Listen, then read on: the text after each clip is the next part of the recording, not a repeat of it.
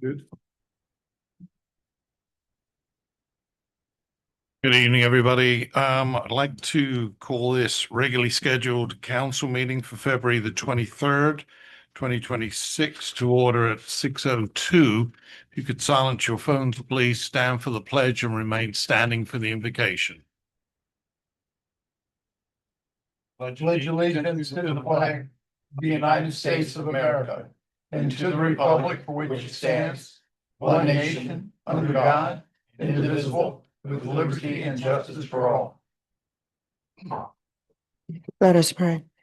Most loving and gracious Father, we thank you for another day in the land of the living. We thank you because you have appointed us to make the business decisions for this town. We ask for your wisdom to be in the center of it all, and that you give us the wisdom and understanding for what is right for all people. In his name we pray.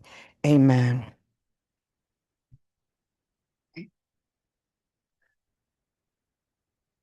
Thank you, Renee. Roll call, John, please.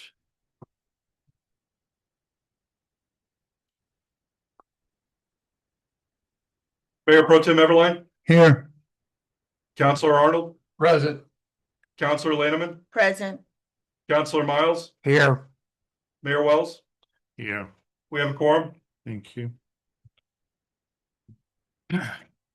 Well, good evening again, everybody. Thank you for coming out. I'd like to just recognize former Mayor Chris Sears, who is with us tonight. Thank you, Chris. And also Scott Shannon from Woodard and Crone, and of course, former Councillor Marie Galelli.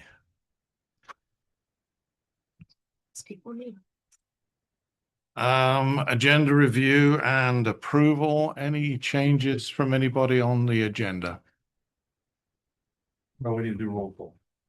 Skip roll call. Oh, I did ask you. Oh, we did roll call. Yeah, we did roll call. I was afraid about that. What was that one? What was it? Yeah. Anyone absent? You want to lie down, John? I did. Any changes to the agenda? If not, a motion to approve Motion to and motion to approve the agenda. Second. All in favor, say aye. Aye. Okay, public question and comment. Any person wishing to address the mayor and town council on an item that is not on tonight's agenda is welcome to come forward, speak your name and address at the podium into the microphone. You have 3 minutes.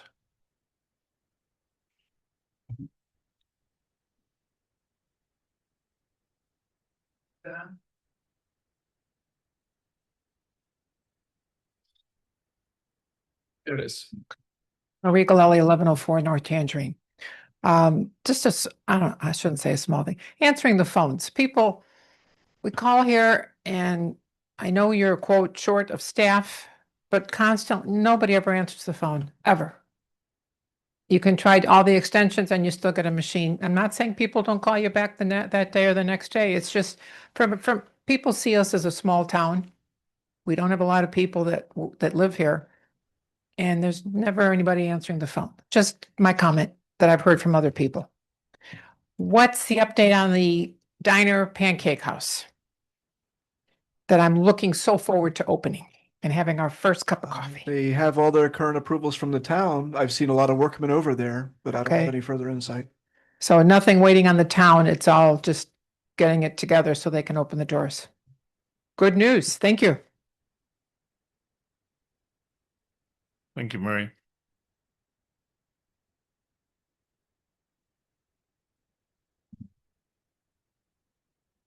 Andy Everline, 1012 North Lake Shore Boulevard.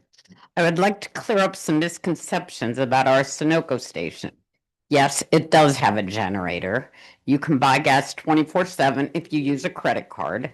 Gas prices vary. For at least 2 weeks, it was 10 cents a gallon less than both the 7-Eleven on 19 and on 441 in Tavares and Circle K. Now, however, it's 11 cents more than the 7-Eleven and 7 cents more than the Circle K on 19. Also, an aside, we were talking to somebody, and he said after the last hurricane, he was driving home from somewhere, could not get gas, but came into Howey and he was able to get gas at the Sunoco. So I think that's good for everybody to know. ADA. I was very happy when we came home from Pennsylvania to see places on the sidewalk on Lakeshore that had been sprayed white to designate it needed fixed to be ADA compliant. The paint's now fading and there are many places not marked. Also, there was nothing marked past the playground as you go south. I was wondering if that was purposeful. Also, what is going to be done in the areas where there is a big gap between the grass and the sidewalk? And the only other thing is the playground on Central has a missing swing and it's been missing, I think, for a couple months. And I was just wondering if they plan on replacing it.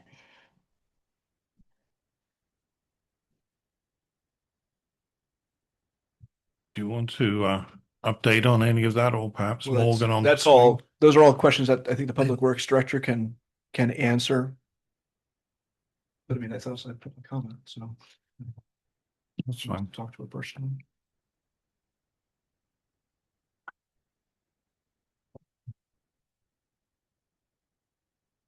So first, the sidewalk on Lakeshore, we've marked those areas out. I'm meeting with a contractor on Wednesday. The same contractor we have up on East Laurel that's removed some sections of sidewalk for us up there. We have to have our tree contractor come in and do some root work. So when we put the sidewalks back down, we don't have the same problem on East Laurel. Once we get the contractor on Lakeshore, we'll be moving along in phases to fix all of Lakeshore as we can budget. If not, we'll have to come back to council and ask for additional funding. I don't know where the area they're talking about between the sidewalk and the There's lots all up and down Lakeshore, between what? everywhere, across from, is that Lakeview, across from Laurel, periodically throughout by the playground, all kinds of places. Okay. One walk. I think she's talking between the sidewalk and the Between the grass. You know how there's a big gap. What's big? What are we talking about? I still don't understand what you're talking about. Between the sidewalk and the I grass. think what she's talking about, when they edge along there, there's about a 2-inch gap between the sidewalk and the grass. Oh, As you you, go up the hill, there's as much as 3-4 inches. oh, you mean on the edge of the Yes, sir. sidewalk? So if you're Okay, going yeah, along your Wheelchair. Or- I got you. All right, now I understand. We can take care of that. I just didn't Yeah, understand the what. ground has eroded away under Yeah. the sidewalk, Yeah. which is contributing to, I think, the lawnmowers going over, cutting the grass or. Yeah, a lot of the on sidewalk the issues sidewalk. on Lake Shore is because there's no curbs. So as the rain comes down the road and goes off the road, it undermines under the sidewalks. And that's what we're trying to fix. So, I believe there was another question. Oh, the swing, we're going to replace the swing on Central. Because we're going to do the north end first. That was the worst spots. We're on the north end and then we'll move to the south end. Thank you, Morgan. Any other public comment tonight? Then I'll close public comment, move on to the consent agenda. We just have one set of minutes on there for February the 9th council meeting. Any changes to that? Yeah, I just, under the discussion on the Lake Hills development, under the tree section, it doesn't say anywhere there that the developer did not have to include any street trees. And I think that's an important point. At the end of the meeting, I'll go over what I believe the developer saved in money by not doing that. But I think it should be a statement that the developer was allowed to not put any street trees. in the development. That's all I had. I don't recall. I'm sorry, I don't recall us allowing the developer not to put street trees. Oh, we sure did. We voted that they could have a tree in the yard, not on the street. That's why they don't have to put root barriers in. You mean you're differentiating between trees that are located between the street and the sidewalk? Correct. That's called As a a- street tree. as opposed to trees that might be in the yard. Each Correct. yard is required to have one. Well, none of the yards in this development will have a tree between the street and the sidewalk, which is what Oh. had originally been planned. And the developer walked away with a boatload of money because we approved that. last Actually, week. our friend over here There was a is reason for that. in the planner was tasked in the resolution and in the motion to negotiate a return. So if you've computed out an Sure amount, did. why don't you provide it to her and us? Okay. And that'll give us a, Okay, I will. Good start. I'll do it now. By not putting root barriers in, I looked up root barriers. Root barriers go for $60 per foot. You have 500 homes in there. They're 50-foot wide. You actually have 570, but I dropped it to 500 because not all of them are 50 feet wide. But you take your 500 times 50, that's 25,000 feet. You multiply that by $60. They saved $1.5 million. Now, you negotiated with them that they could do one less tree. So in other words, one tree would come into our tree fund.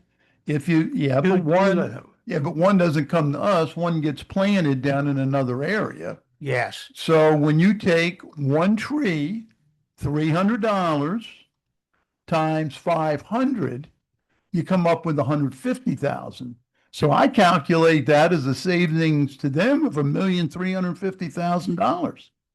I think that needs to be, not those figures, but I think it needs to be in the Okay. minutes. The So we allowed them the to, only amount to that I do that. negotiated with them was for the waiver of the sidewalk along County Route 48. And that was 50,000 and it was included in the resolution. read So- the minutes and you'll see that they were Mhm. approved for 3 trees in a yard, Correct. no street trees. And 3 trees in a yard. We did not address street trees at all. And I think We there's some. addressed And- the trees in the lot. Right. And we yes. reduced it from 5 to 3. And the 4th tree, as you said, could be located elsewhere within the subdivision, but they have to replace it caliper per caliper. And the 5th tree is what April is going to negotiate with. So if you could provide her those. April, what is your understanding of the street trees, please? My understanding of the street trees is that the front yard tree, the canopy tree, is required to be a street tree. And then the mitigation occurs at a street tree determination. A street tree is a canopy tree. A canopy tree differs from a street tree in my mind because the street tree is be from the road to the sidewalk. We have no street trees in Palaszczuk, none in Venetia. These guys were going to have street trees. Now they're not. But street trees as there's it's a used in the reason. land development code doesn't refer to the location of a tree. It refers to a category of genus of. So can we go back then and make them use street trees on the street because they will then have to have root barriers? That was the requirement, is that the canopy tree that is required to be in the front yard must be one of those designated street trees. So the code calls out very specific canopy trees that qualify as a street tree, and that was part of the motion, is that those must be those designated street trees. It did also include the 5 or so that are not canopy, they're understory, but they qualify as a street tree. But in your, if you go back and you read your report prior to that meeting, it states that in November, you discussed with them street trees. So that, And in that report, April, it states that they have to run a root barrier the entire length. And now all of a sudden, I don't see any mention of root barriers whatsoever. that's not for my report. So there was a comment paper that they provided indicating their discussion, but I believe it was the town engineer that spoke to root barriers. But what we talked about, or you all talked about in the last meeting with respect to this, is how those trees would fit on the property, the specific parcel, and not negatively impact the sidewalk and the street. So I think there's a merging of things here, but there's nothing that was in the motion that does not require each lot to have a street tree. Each lot is required to have a street tree as defined in the code. To me, what we're saying is each lot has to have a canopy tree. A street tree to me is one that's on the street, between the street and the sidewalk. That's not what the land development code says. But there is a reason for, and just to answer in regard to Talashe and Venezia, and I do think I understand you stating about a tree being from between, on that grassy area that is between the street and the sidewalk. And the reason for that is because there is utility under there. And that is the reason that they have been moved to the property. And if you even notice the street, what you're calling a street tree, which are the live oaks on Venezia Boulevard, they're not in that grassy area, which is known as the right of way between the street and the sidewalk, because again, the utility, the irrigation, the cable, there are many underground things that are there. So where you're comparing maybe to property that do not have these underground items, that is where, and if you look throughout the town, these street trees have totally destroyed the sidewalk. So that is another reason for that they're not between that right of way. Can I ask April a question? Yeah, as well. April, what is the distance in this development between the curb and the sidewalk? I don't know the answer to that. I would have to look at the Three plan to feet, 4 feet, see. It, maybe 5 feet tops? In Venezia, I don't, I'm a little more story. The development that I lived in Mount Dora before I moved to Wonderful Valley and wised up was we had street trees between our sidewalk and our curb. They were put in as little saplings. Most of them were laurel oaks, unfortunately, and laurel oaks grow very, very fast. And within 10 years, every single one had to be removed in order to keep from totally replacing the sidewalks in the development. And they had put root barriers on them too, and they still were buckling the sidewalks. They had to replace a lot of the sidewalks also. I don't think it's a good idea in a development. The current council doesn't have much choice because they were allowed to build smaller lots many moons ago, 2012, something like that. And with that being the case, we could not take their property rights away from them and force them into bigger lots, although we tried to push them. I tried personally to push them along especially that way. And we had some success in Watermark and in a couple of the other newer communities, but the ones that were already decided, there just is not enough room to have a tree in the lot and a tree between the sidewalk and the curb. So we've consolidated that. And instead of having 4 trees that could be canopy type trees in the backyard, we limited it to 2. That way people can build patios and put little swimming pools and whatever else they want in their backyard. If we put 4 large trees in everybody's backyard, that place is gonna look like a forest. And, They're gonna dig them up. Can like I many read, can I read the individuals. report, please? Go Okay, ahead. here's the report. Comment. Showing the utility plans of proposed canopy trees from the landscape plan that are within the right of way.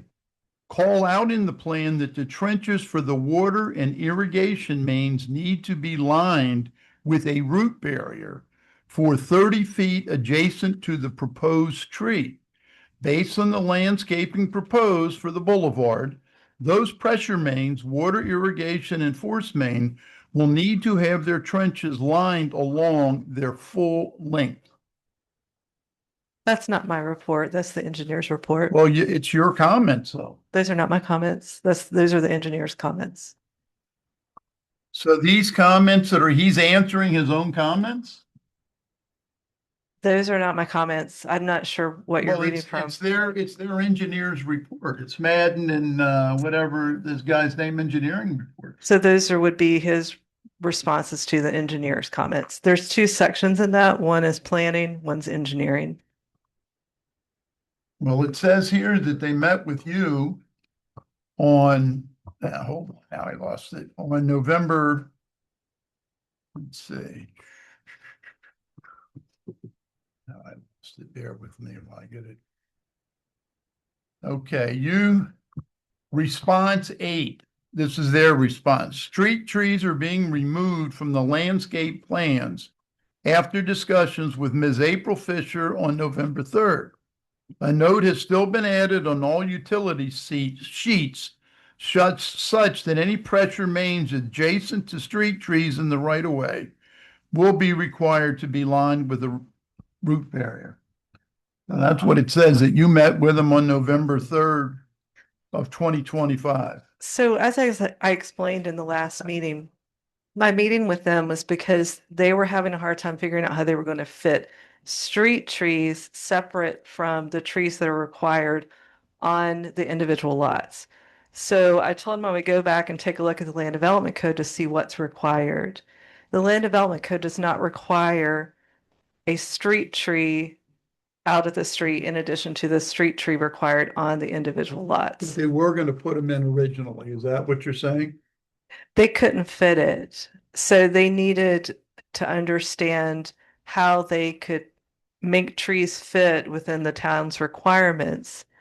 And so they asked me if they had to have the street trees and the street trees on the individual lot. And the code does not require dual street trees. See, it's interesting, and I mentioned this at the meeting because prior to them ever buying that land, I drove Jeff Reeder and Dean Barbary or whatever his name is through Talashay and Venetian, and they said, "Oh, these developments need street trees."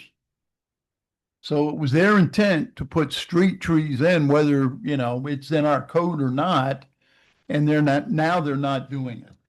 And I think it's going to make the development not look as Yeah, I nice. think you're confusing a reference wherein they're talking generically about trees that are in the front of the property, No, that's not what they were talking. which about. is, You can believe that, but that's not what they were talking. well, I can see that if we had 2 trees there, we'd be taking one of them out. And that was what the whole discussion was about, was overplanting trees to the point that 10 years from now, this town would make a fortune by forcing people to get permits to remove all the trees that are being put in now.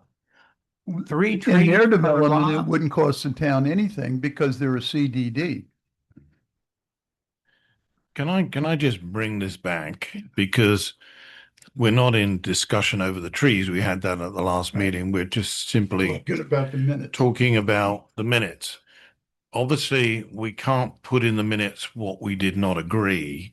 So what exactly are you asking to be changed? I would like it to be in the minutes that street trees, as they understood, which April just confirmed, street trees were taken out of the design. For where though? Because they haven't been taken off the lots. I Their, think their understanding of street trees were between the street and the sidewalk. Are we talking No. canopy trees? When you say street trees, are you They talking could be, canopy they could trees? be canopy, they could be anything. I just- Yeah, to me, a Yeah. street tree is in Yeah, that I area. don't think that's the way the code is though, because I questioned this at the last meeting because I was unsure. I mean, you're right from the point of view, if you call it a street tree, you naturally associate it with the street. I don't think, April, that that's what this is in the code, is it? So the street tree is a requirement for each lot to be in the front yard. That's why there's a requirement in the front yard, is because it functions as the street tree. So that's the way that the code reads. And so the provision of the code that also allows that you could have one of those understory trees, the designated understories as a street tree, it is saying that because it recognizes that your lot, your distance from building to the sidewalk or edge of property line is shorter. So it treats the street tree as the required front canopy tree in the lot. There is, So you're talking about where. Put all these in, so you're talking where an understory tree will be substituted for a canopy tree a specific in the understory. front yard. Yeah, There are 5 species there. There are 3 canopy species for a total of 8, except one of the trees, I think it's Dutch, something or the other, Dutch, a Drake elm. Drake elm, is in both categories, so it's That's right. duplicate. That's In right. my mind, So there's a total of, if I could finish, there's a total of 7 types of trees, one of those 7 must be in each and every lot. And they cannot choose any, that's what we agreed on with them. We also agreed that if they wanted to add an 8th tree that's not on our list, which is in our code, they have to go to the planning and zoning board to get permission to add that species to the list. And if the planning and zoning board turns them down, that's fine. Mhm. They can't use that particular species. But there are 7 designated species that they can use, which I think provides them a pretty good variety of trees for a development of 500 homes. So I think it's going to look as So- nice as it could. I can't fix, you can't fix, none of us can fix the problem with the 40 and 50-foot lots that are in there. They're small lots. But if we put too many trees in that small of a lot, it's A, gonna look overcrowded, and B, we're gonna be removing them 10 years down from now.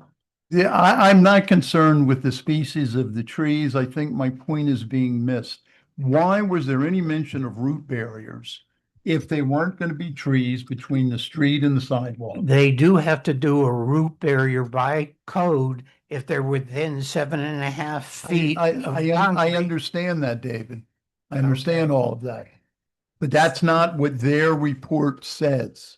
so their report is a response to staff comments, and that isn't, the way that they list that, I've never said to them that they don't have to do street trees. That's not something I've said. I also don't speak to root barrier. That's something that the engineer does. Based on the infrastructure, they usually provide a comment with respect to that not intruding on the infrastructure areas. But so I've never told them they don't have to have street trees. But what I have told them is that there's not an additional street tree requirement outside of the lot. The code just doesn't say that. So when they're looking to try to figure out how they can make the development work, then I help them understand where they must have a street tree in the front yard. And actually, I told them they had to meet the requirements of the code, which we were holding them to that standard. And then during the last meeting, they negotiated something different than that. And so where are the water and irrigation mains going to be? Between the That's what sidewalk you're- and the road. Can I just bring this conversation, to clarify a few things? First off, if you look in the land development code and you look up definitions of street trees, and I quote, street tree means any tree meeting the requirements for a canopy tree and planted to meet the requirements of a street tree as required by code. And if you look in the code under landscaping, the word street tree is used, it's in chapter 7, it's used 6 times. And in the 6 times, nowhere in there does it say it has to be between the road and the sidewalk. It is a front yard tree. And furthermore, in the motion that Councilor Miles made, in number 1 of it, it says 3 trees total will be required on individual lots. 1 street tree and 2 understory trees. So they are still required to have a street tree. We can't say in the minutes that they're not required to have any street trees, because they are required to have a street tree. I just want to bring this around, but when you talk about what your definition is for street tree, you have to use the definition that's in land development code, unless you want to rewrite the land development code and change the definition for street trees. But currently, that's the one that we have to go by, because that's what's in code and that's what legally we have to go by. Am I right, Heather? Yes, sir. Thank you. Clearly, they were planning on putting trees between the curb and the sidewalk, or they would not have mentioned the water and pressure mains and root barriers. I'll just leave the comment at that. Thank you. Okay, so at this moment in time, can I have a motion to approve the consent agenda? Motion to approve the consent agenda, Second. as long as you've corrected the one little thing about me not being present. Yep. Yes. All in favor say aye. Aye. Aye. And those opposed say nay. Nay. Can I just ask you what your vote was, John? Yes. Thank you. Okay, we have no public hearing. We'll move to old business number 2, consideration and approval of resolution 2026-004, planning and zoning schedule of fees, adopted an amended schedule of planning and zoning charges and fees. So this was tabled from the previous meeting, and April will gladly walk us through it. Yes, sir. Thank you. So what we did, we went back and did the table that you requested that shows the current planning fee, the proposed, what the difference is, and then we show the other local government examples that we looked at. It's some of the information is a little different than what you had previously had. We found that Groveland did an update of their fee schedule last year. That reflects different information than what you may have looked at previously in the example. A lot of the fees have remained the same. Some we've clarified. The biggest thing that we've tried to do is to make sure that if a fee is called out, it's something that is defined in the land development code. And where it's not, then we've made it match that, or we've removed it accordingly. There are some that may have gone up. We'd be glad to address any questions that you have about that. One that comes to mind is the conditional use application fee. So currently that is at 400, and it's being proposed to go to 800 for the fee plus the new review deposit. And so that's an example of just trying to reflect the actual requirements to process such an application in terms of notification, staff time, and then the reviews that go into that. It's a little different than a variance. A lot of times a variance request comes in without a site plan. The conditional use comes in with the site plan, even if it's conceptual, that takes time to review. The other thing that we listened to from comments from the last meeting, even though it was continued, is with respect to the annexation fees. So we have broken out, and this is more similar to the mascot example. If you have fewer properties, that the application doesn't cost as much as if you had 50 acres or more. But we did provide a caveat up front. If it is staff initiated, I'm sorry, if it's town initiated and an infill or enclave situation, there would be no charge. And town council has the authority to waive that. So we wanted to put that up front. So they are all listed out. One of the other new fees that's not currently in your fee schedule is an architectural elevation review fee. So that's new, but it is something that does have a cost associated with it when those are coming forward to the Planning and Zoning Board, since they review the architectural elevations. I think that covers everything that I wanted to call out. I'll be glad to answer any questions that you may have. Thank you. I have one comment, and it's on the annexation area.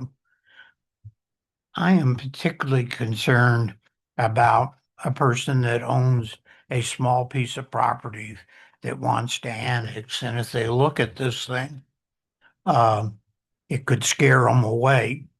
And I think that we need to clearly state, I'm suggesting we add a third category of annexation of parcels of 5 acres or less, that they be charged a minimum fee of $100 and no planning fees, so that the price tag doesn't scare a person that wants to annex a lot or a 2-acre tract into the town.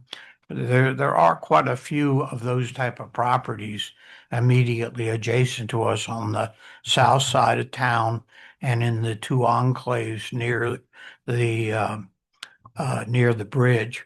And so if one of those people wants to come in, I don't want them thinking that we're going to hose them before they come in and then hose them after they come in with high taxes. So, well, I don't know what the rest of you think, but other than that, I think the thing reads very well. I think there needs to be a definition that I didn't see in there for the term review deposit. It's more than a deposit. What it is you have to pay up front for the cost of doing something. And if you exceed that, we're going to bill you. Down in the footnotes at the very bottom, it says that if you exceed the amount of the review deposit, we're going to bill you for the difference.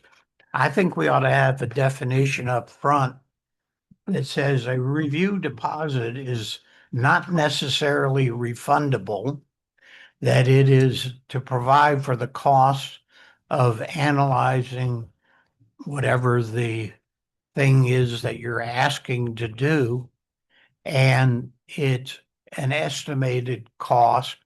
It does say in one of the other little footnotes at the bottom that if we don't spend all of it, we'll refund you the difference. But in most cases in the past, that's been almost negligible as far as refunds go. I think we need to make it clear in the language up at the top of the thing what a review deposit is. It's a prepayment of fees with an estimate of what your total fees are going to be. And if it runs more, we're going to bill you for it. And if it runs less, we're going to refund you the difference. Correct me if I'm wrong, but that's not the way that we're doing it right now. Well, Councilor Miles is right in the sense that it effectively uses up the amount that's been put on deposit. I understand that, but that's not what we're doing right now.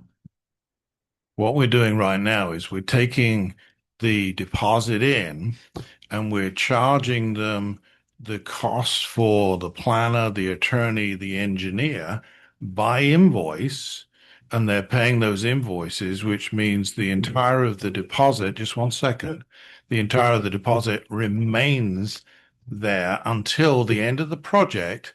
And then once all the invoices are paid, that deposit is then given back. Is that correct or is that not?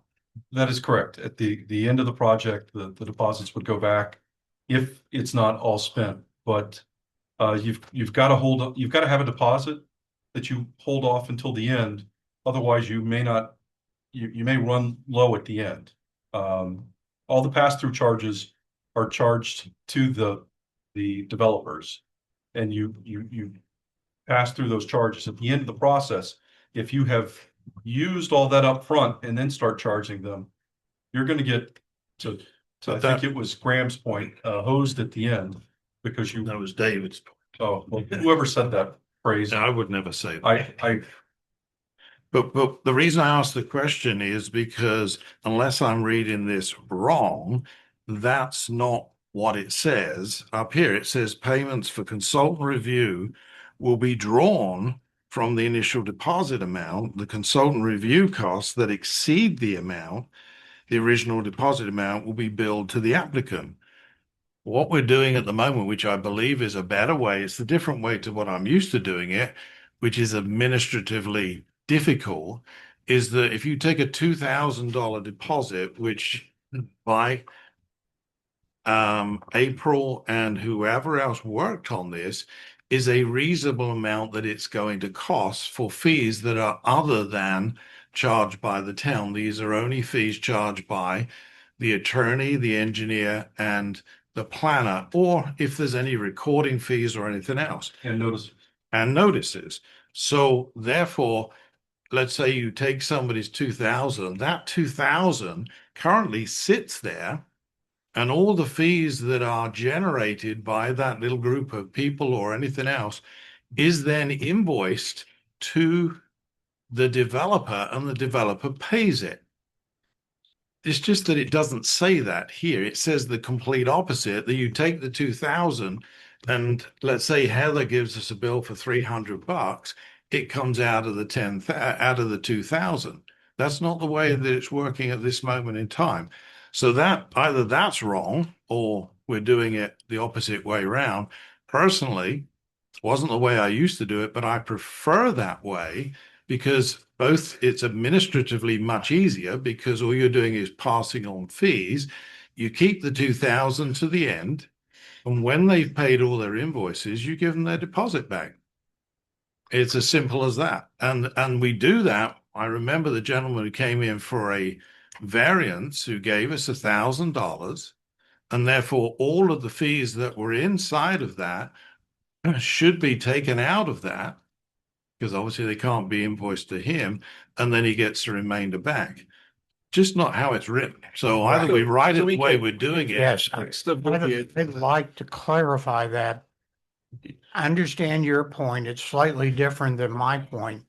When I think of a deposit, I think of like a utility deposit that I put down for when I moved in. When I moved in here, I had to pay a deposit on my water account.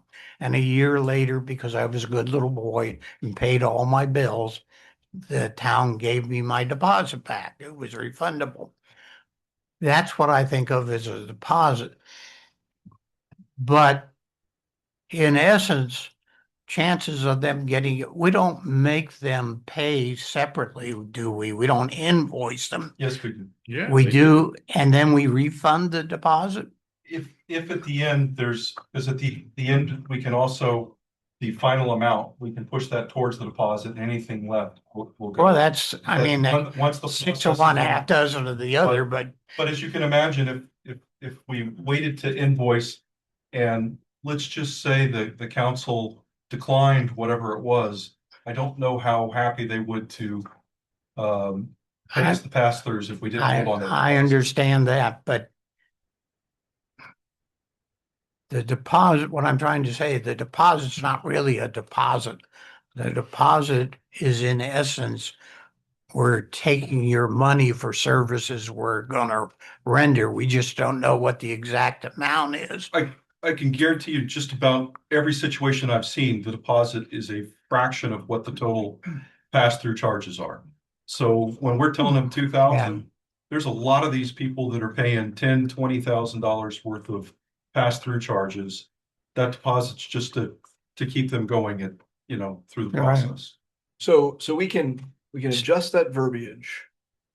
And then Councilor Miles, I don't recall you saying you had an idea of acreage for your first point, but I don't know if you actually said, I don't know if you actually said a number of Up acres. to 5 acres. In other words, for a small parcel that wants to come into the town. Now, I'm asking you add a third category. Do we need to add a third, or can we just make the first one a smaller amount and then just put everything over that as the higher amount? 50 acres or less. Because we got 50 acres or less. If we make the first one 10 acres and less, and then the other one anything that's above 10 acres, I mean, Yeah, if that would work. if you you're above wanted. 10 acres, I mean, you've got to expect to be able to pay. And with annexation, there's quite a bit of cost. I know there is, and that's why I'm saying I would only afford this to the little bitty guy that wants to bring his house and property into the thing. Anybody that's a developer that wants to build multiple units, whether they're commercial or residential, would need to pay full freight.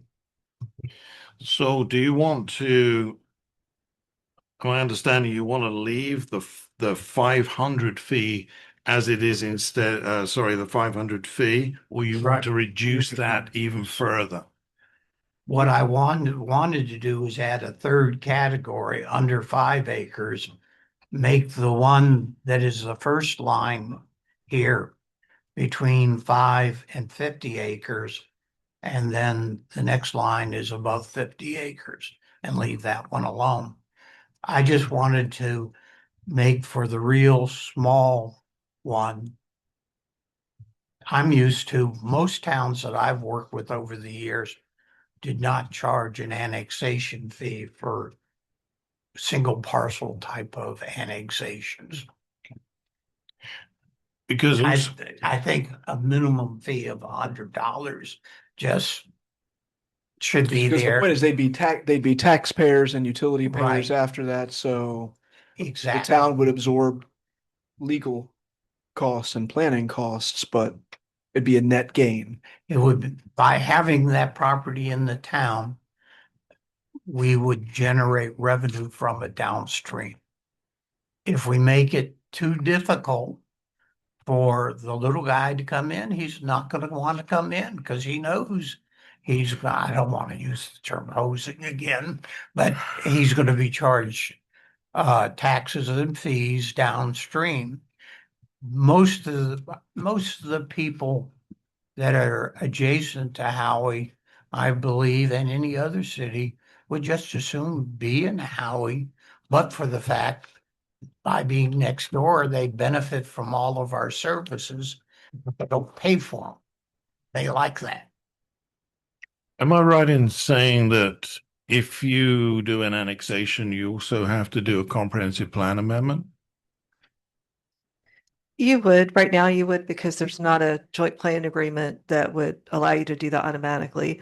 So you would have to do that.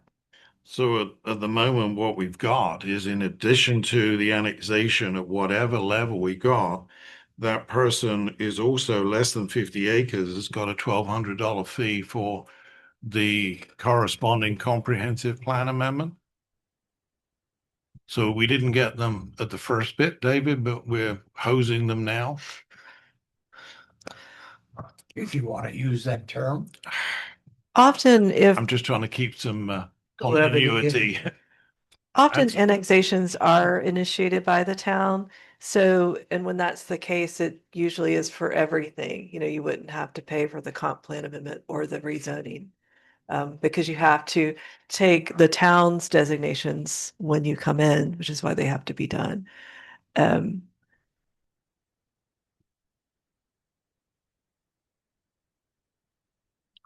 So you're saying the comp plan is not an actual cost, that's It really shouldn't be if it's a town initiated item. The difficulty would be is for the zoning, if you're going to do a planned unit development, that would be different. But the town has the ability to handle all three at the same time and not require a fee. I mean, that happens often. But there is a cost to it because Yes. you have to transmit whether it's under 50 or over 50, both to Florida Commerce, right? That's correct. And somebody has to do that, and that may involve planner, legal, etc. Yes, that's correct. So is that then, are we just giving up the fee for the town?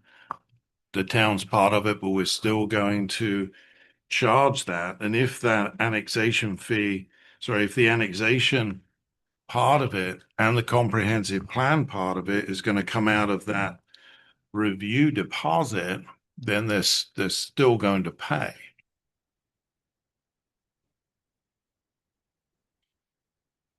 And I was gonna make it a flat $100 fee for people of less than 5 acres and not worry about it uh, downstream, because over time, those people will contribute to the well-being of the town and to their own personal well-being at the same time. And as a practical point in this, I mean, is there a way to, I'll say, cluster these that, if we get 3 of them in a 3-month period, we hold off on the comprehensive plan until, if we know a few are in progress, we combine them, work on them together, and do a single comprehensive plan amendment for multiple unrelated annexations. You could do that since there's the threshold of the 50 acres. It used to be 10, but now that it's 50, you could cluster them like that and process them at the same time. You can actually put 3 completely different properties in the same comprehensive plan amendment. Is that what you're saying? Yes, so there would be separate actions, but you could just send them all at the same Transmit time. them all at the same time. Correct, yes. So I have a question. I have 2 questions, actually. The first question is how many how many annexations have the town had in the past 3 years? In the last 3 years, well, we did the landfill and a parcel adjacent to it. We did the enclave, that was the Talashe Phase 2 was actually an annexation. Oh, I think that might be it. What? We haven't done very many. I think that was less than 5 acres, so we would have charged the developer. Was it 10? It's 10 acres, I think. How I big was the remember it. property that we were looking, David, to try and annex Mrs. Brock's property up by the lake? That's Has- about 17 16 acres. acres. It was between 16 and 17. But we've got an out here that says it's something that the town initiates, that they would not be charged the fee. So there's an opportunity to do that. About 2 years ago, 2.5 years ago, I forced the poor town manager to send a letter to the 12 property owners along Rebels. Revels Road, explaining to them the benefits of coming into Howey and inquiring if any of them wanted to annex. And we gave them an envelope to send it back. How many did you think of those that was 12? going to be my We question. How got a many? lot of them back, but they were not Yes, we got them. positive answers. Yes. There weren't any hell no's, but there were a lot of no's. Very aggressive X's on the no box. Let's put it that way. Well, we're also going, So my second question is that I want to understand, so what you're saying, David, is that it would be $100 flat fee? Am I understanding that? It's a Yes. clarifying question. For only for 5 acres or less. For 5 acres or less. And then for the fees, what would be the comprehensive planning fee for? Is it different or the same amount?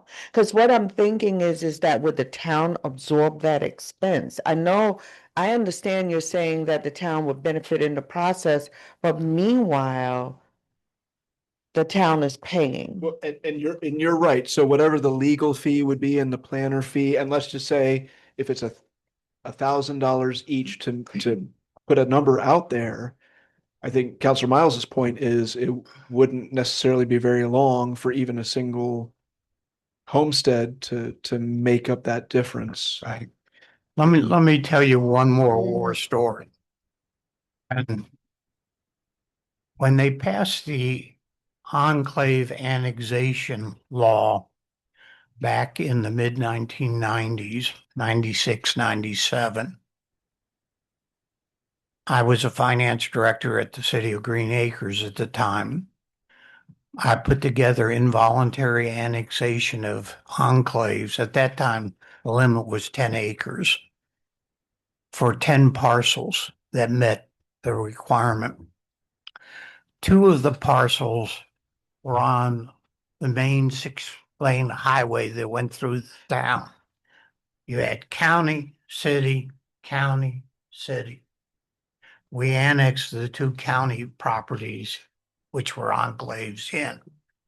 Target store bought all 4 of the parcels and put a super target on it, which added about $3.5 million in 1996 dollars to the tax base of the town. So we got our bait and some fish back from doing that. Yeah. And that town didn't charge anything for annexations We are, at the we are, time. we are also heading towards a situation where if the bill passes this November, there's going to be a reduction in ad valorem taxes, probably over 10 years, but in our case, closer to 3 years, in which case, when the ad valorem taxes charged the for the town go away over a period of time, people will be quite happy to come in and enjoy all of the things because they won't have to pay anything for them at all. Mhm. I think that the idea of the $100, but I'm not in love with the idea of the town absorbing the expense of the, of whatever the documentation that have to be done. Um, Did you ever take a marketing class and hear the term loss leader? Does yes, that mean something to you? yes, understood. But at the same time, what I'm looking at is I think your idea is great. I think that it's just that I'm not 100% comfortable with the town just absorbing that expense for the documentation. I agree. The alternative way of doing it, maybe on this particular one, is to take an all-inclusive fee, which includes the work of the attorney or the planner, what have you, so they know exactly where they're at. It's got to be more than $100 clearly to cover it. Maybe it just needs to be 500. Maybe it needs to be a little bit more, but at least they'll know what it is, and that whatever that fee is, it will not be any more than that. And frankly, if somebody can't afford $500 to annex in, well, And I'm just going to throw out here because we have made this whole process easier for adjusting, because this is just simply the schedule of fees. So if we suddenly did a loss leader and we get 24 applications this week and we've bitten off more than we can chew, we could come back in at the next meeting and change it to something else. And again, we've had very few annexations, and maybe that's because of the price, but it's not a monumental effort to adjust this. I mean, we could literally do a resolution and have it updated by the following council meeting if a flood of these started pouring in. but the initial fee, the current fee, is only $300 anyway. I mean, that's not going to scare anybody off. Yeah, but this is proposing to raise it to 500 plus what's a review deposit of 15. 1,500. So we're going from 300 to 2,000. No, I agree. I agree with what you're saying, and I think that your argument to have it less is a good one. But I also agree with Renee that we don't want to give away the farm when we do this, because at the end of the day, it is taxpayers' money that we're doing this with. I would much rather see a flat fee, which is inclusive of the review, even if that needs to be a little bit higher. Yeah. But we need to move on because I've got another 13 different things I want to talk about. Can I add a couple things here? April, I'm assuming that where blocks are empty, those towns have no fees for those particular items. Is that correct?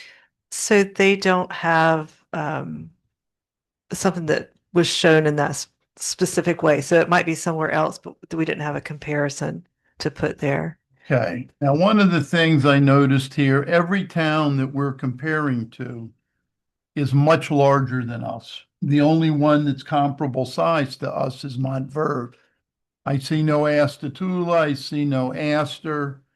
The closest town to us in size is Umatilla. And we're consistently higher in price than Montverde. So for annexation, there's two categories. Those other local governments don't break it out based on size.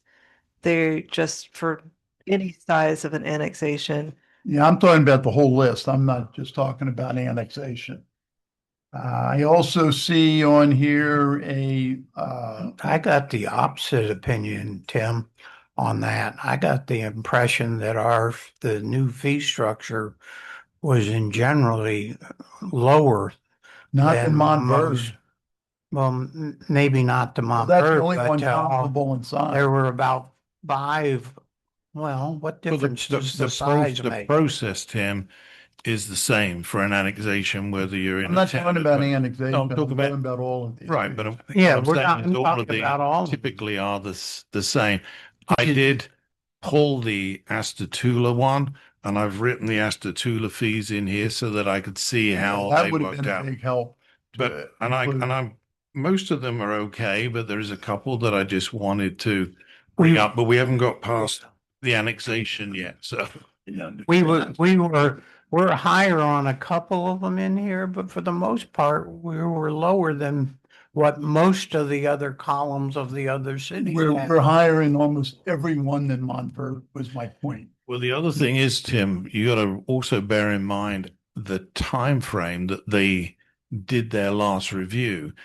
For instance, the Astatula one, we did it in 2020. So you've got to then look at that and say, okay, what is the 2020 price for those fees going to look like today? And of course, they will be much higher. Do you have the date of the last one in Montverde? I don't have that date. And I remember when I was there in 2014 to 2017, that when they had a new mayor come in, the pass-through fee, because they didn't have a pass-through fee at the time, was put in at $5,000 pretty much for every single one. They didn't put any more thought or science into it than that. So most of their pass-throughs were very high, particularly when it comes to the bigger developments. I noticed there's a land clearing permit. So if somebody buys a lot and they clear that land, they're going to get a $400 permit fee charge. That's currently in the land development code and is not proposed to change. Okay, but I noticed nobody else has that charge. Is that correct? It could be named something different. So if it's named something different or in a different fee schedule, it could be in an engineering fee schedule. Okay. Seems to me we're really high, but So let's just circle back to the annexation. Do we have a consensus for either one way or the other to do a flat fee for a less than 5 acres or 10 acres, David? Which is your preference? 5 acres, 10 Okay. acres is big enough that they can So- afford to. So to take an all-encompassing fee, so somebody wants to annex in less than 5 acres, that we simply say it's going to cost you X amount of money and that's all it's going to cost. And if there's an excess, we pick up the cost. And as it's a fee, obviously it's not a pass through, then they would not get that refunded if money was spent less because it's a town fee. So what do you think is a sensible figure? Is 500, 750, 1,000? Where do you want to put the peg in the Well, ground? we haven't tempted anyone with our current fee of $300 at 50 or less. I'll go back and repeat what I said in the beginning. I'm suggesting $100 fee for 5 acres or less as an exception to the other 2 lines. If they want to come in, we'll charge them $100 for that. But there would still be documentation fees, right? The comprehensive Well, if plan they fee. If they had a land clearing that they had to do because they wanted to build a house on the lot, they would have to pay whatever that fee is after Correct. they So- come in. Correct. So I'm still needing a clarification on like legal town planner, for preparing the documentation to go up to Tallahassee for. Well, at the moment, the $300 fee has no deposit, has no pass through on it. It's just Right. $300.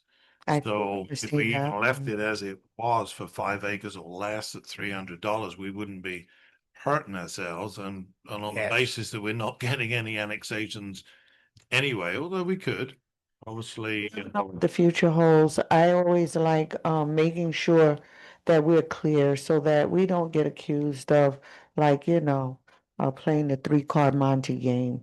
It's like, sure, you can come in. We're gonna go and do a resolution and make some changes. I don't want to be a part of that. So I think that I like David's proposal where we can talk about, and you as well, Sir Mayor, maybe a flat fee, and just make a third category. Yes, and And just- make it, Yeah, you want to make it the 300 that it already is. Eventually, if we get Biden back in, we'll inflate that out and we won't worry about it. and so third category. And, maybe we can work it with a flat fee. So, And that so, we're having a third so category. just to be clear, so 5 is new category, third category. We have 50 plus acres, 50 down to 5, and a new category 5 and under. 5 and under being the flat rate of 300, which is the current lowest small annexation fee. That's what they would pay today. We're just not raising it for those. And you're not adding in any consultant deposit, any any consulting deposits, right. deposit.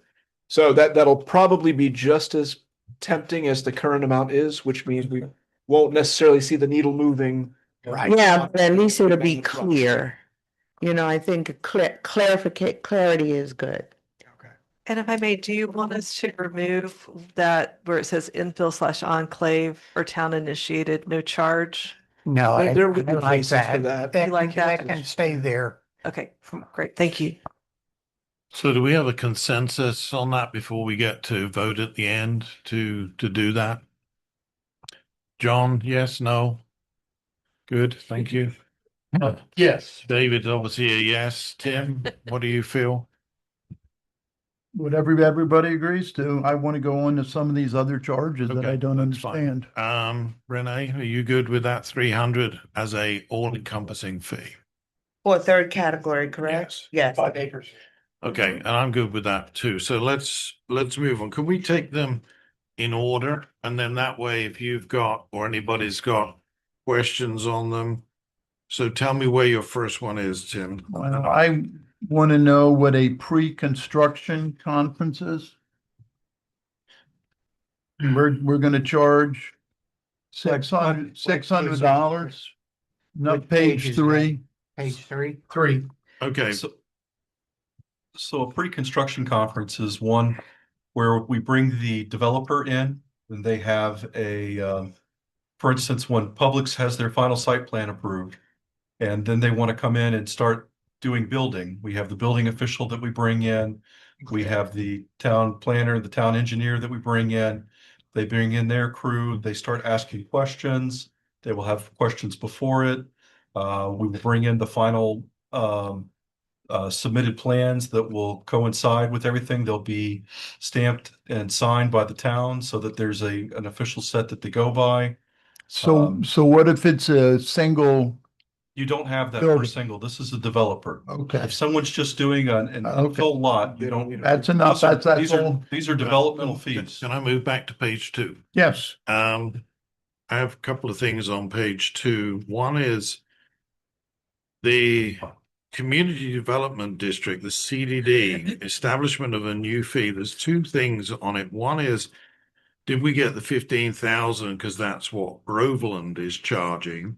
And also it says the fee review deposit is in the processing fee. So that's a difference from all of the others in so much that it's an all-encompassing fee that takes account of all of the legal side. Now, bearing in mind, of course, that we've just done this, I'd be interested to know what the cost to the town was and also what the cost to the planner and the engineer and also the legal side, because 15,000 seems, for a new fee, this seems to be a figure plucked out of the air.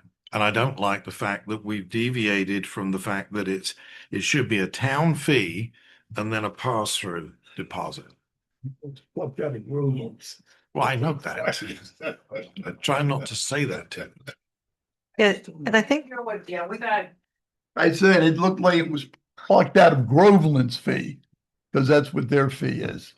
And I think that one was put in there in with internal discussions that for you all to discuss if that's a fee that you would want to initiate. It's CDDs are not necessarily common across the board. So that is even one, if you wanted to leave out and consider in the future, I mean, that's not something that you have to do. I can tell you that from the planning standpoint, I did not bill any time with respect to the CDD that was just recently established. I was not involved with that at all. Can you speak to legal cost related to it? It really depends it depends on the CDD. In this instance, we had Kutak Rock folks, which are the attorneys for the developer working on the documents, and they were, for the most part, good. But I did spend a good amount of time negotiating things with talking to staff, talking to the developer. I mean, I don't know exactly what the number was, but I think that I think that's probably a good amount right there, a decent amount to start with, $15,000. Is that, will the fees come out of the 15,000? That's the way it is at this moment. Right, so no. So just have a clarifying question for Heather. Yes. Like just for just out the park, what would that cost legally for the CDD, for everything like the negotiating and speaking to the people and getting the documents? Developer side, how much would it cost? Well, No, on our side. on our side, Isn't if what you just said. whatever that cost would be, what would it cost? Really would depend on who is doing the work on the other side, on how much work that we have to do. Correct. either For out sit- us. Mhm. Exactly, or talk about it, that kind of thing. But I would say that $15,000 is probably in the ballpark of what it would cost if, I don't think this CDD costs quite that much, but for a normal one where we would have to do a lot of review, a lot of back and forth from the petition, the resolution, that kind of thing, I would think that this is a decent amount. So Correct, so that happy with- means, Sorry, I was gonna say, I'm happy with the 15,000 if it's a pass-through, but I still think there should be a separate fee for the town. Yeah. Yeah. Would you feel more comfortable if that was broken into a component of a $5,000 fee plus a $10,000 review deposit? Would that be a better way of I don't expressing know it? how much, because obviously when you're charging a fee to the town, that's also got to be relative to the amount of time that it's taken to the town. And some of these ones seem lower, some seem higher. So I will tell you if Heather says that that was an easy process, I'd hate to see a non-easy process. That's my point, John. An extremely extensive thing for staff. Uh, I didn't even have to do the noticing for that. Mhm. So That's my And QTAC point. was good and easy to work with. Kutak is they're on the ball. They know what they're doing. So does anybody else agree with David? I'm kind of happier with the 5,000 fee to the town and 10,000 on the pass-through, because you got to bear in mind the pass-through fee is not a max. If it takes 50,000, they still pay the 50,000. I would like to Just see the only as a town. deposit. Gotcha. I don't know, in my mind, 1,000 would not be refundable under any circumstances. yeah, in my mind, for some reason, I was thinking the 15,000 was coming to the town for the CDD, coming into our town. And I think that I would like to raise the ante to say 10,000, for, the town, and maybe 10,000 in pass-through fees. Because there was a reason for me asking Heather that question. And to John's point, that's wonderful when you have a firm like Kutak who know what I'm sorry, not a lot. But what happens when you have a lot of negotiation that have to take place? Attorneys, no offense, Heather, attorneys cost, and nothing's free.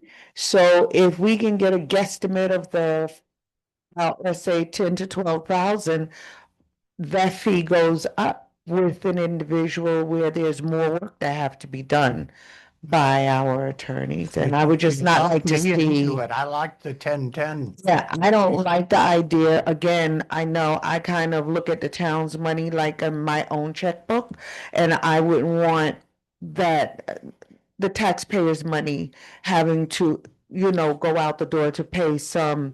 I think we should get 10,000 and then have the 10,000 pass-through fee. And then that means that if there's additional funds, they still have to pay it, but the $10,000 belong to the town. That's just me. We could do 5 and 10 or 10 and 10. I do want to highlight that the likelihood of this coming up is relatively limited. I mean, we're pretty well established with our current developments and our one new CDD in Lake Hills. Mr. Mayor. But I can't see that from there, David. You'd have to read that to me. But what I would like, what I always like is I like things in writing before we need them. So if we ever need them, it's better to have it and don't need it than to need it and don't have it. Okay. Well, just real quick, I asked Gemini AI, same one that DoD uses. We can't What do developers generally pay across the state of Florida? And it turns out it's about $15,000 that they pay to a county or a municipality. And here's a little surprise item on it. So right in the ballpark. Then it talks about key detail is when you're filing for the fee. If your filing fee is $15,000 if paid to the county. So even the state realizes that these things are not inexpensive. So our proposed 15,000 is right in there with everybody else's. But your filing fee is only a recording fee, though, right? With the county, which is done by page. I mean, I'm good with frankly, I'd rather go with the $5,000 fee and a 15,000 pass-through. That would be because then that way you've got their money. Because the other thing is, when we're talking about a fee to the town, we're talking about to try and cover part of the staff costs. Well, the staff are paid irrespective of whether this comes in or it doesn't come in. So it's still got to be fair and equitable to the developer. They're going to pay a lot out for all of the stuff that Heather and April and the engineer do. But I think that 10,000 is probably a little excessive. Plus the fact, in this particular instance, when we're negotiating the CDD with for Lake Hills, we also got a huge benefit from them in terms of their upfront fees and also the park and other things. So, part of it's negotiation. We don't want to kind of rob them blind, but I think that we do need to have something. We've never had it before, and as to Sean's point, we're not likely to see it again, but you never know. Never know what the future holds. So where does that leave us for So what did we resolve? So- 5 and 10? 10? I'd rather go with 5 and 15. 5 and 50. 5 and 15, I'm good with that I'm too. good with that. Okay, let's go with 5 and 15, because we got 3 on that already. Conditional use permit, which is the next one on there, we've increased the fee from 400 to 800. My question is, we've just done a conditional use permit for the 7-Eleven. 800 is fine for the fee, I think, but 800 for the review cost does not seem to be a whole lot of money. Is that enough? Well, and keep in mind, a conditional use could also be, I mean, this, and correct me if I'm wrong, April, but I mean, this could be an individual in a single family home who maybe wants to do a group home, and that's a conditional use in our typical medium density residential. So I mean, we do have cases where there are, and I think there's other small buildings and structures that could be built as conditional uses too. So this is something that an individual could be applying for.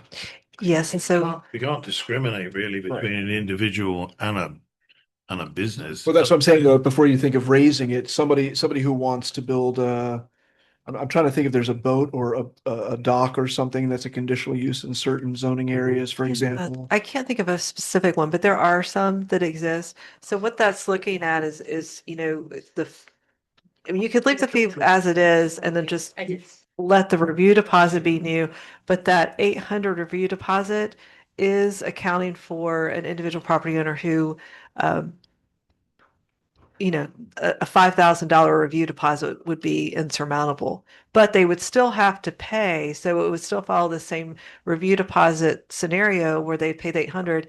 If more has to be charged, then they would have to do that, but they wouldn't have to put as much money up front. I note that Montverde, which is one of the smaller ones, charges 5,000 for the review Well, like I said, David, deposit. earlier, the mayor just said, we're just going to have 5,000 for everything. And that's how that ended up as the pass-through fee. There's no science to it. I think at least we are trying to get to there. I'd rather see that 800 raised just a little bit. I think $1,000 is not Well, unreasonable. Groveland's 1,100. And Mascot is 1,200. So Right. Mascot is 5,000. But they got a 5,000 review deposit too, just like Montverde. But we're not able to take our portion out of the review deposit. So does anybody have a problem with it going up to 1,000? For which, the fee or the review? The fee. The fee, Sorry, not the fee, the review. Beg your pardon. the review? Oh, I was thinking of making it 2,500.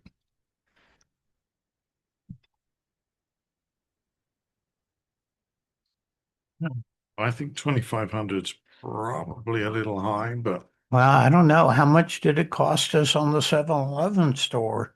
I think our attorney and our planner spent a lot of time on that one. That particular one did take a lot of time. Why should we not consider the $1,200 fee and 5,000 review? Because considering all of the time that was taken when the council have to sit as a quasi judicial, there is a lot of components and time in that. But more importantly is what the review the fees. What are thoughts? That's just a thought. I'm just throwing it out there. fee I'm not so worried about. I mean, I could go with $1,000 on that and whatever you feel on the review deposit. I And the would think review- 2,500 for the review deposit and 1,000 for the fee. I could live with that. That sounds good. Just so you know, also the Astatula fee was 450, but again, it was done in 2020. So that's Can I make one 1,000. comment when we're done about the CDD? George Flint was on just texted me and pointing me to the statute where there is a $15,000 filing fee for a CDD in a municipality. Or if it's an unincorporated area, it's 15,000 for the county. Yeah, Florida statute 190. It's 190.0051B3. That's a cap. That's a. No, it's a filing fee. It just is a Filing. particular filing fee.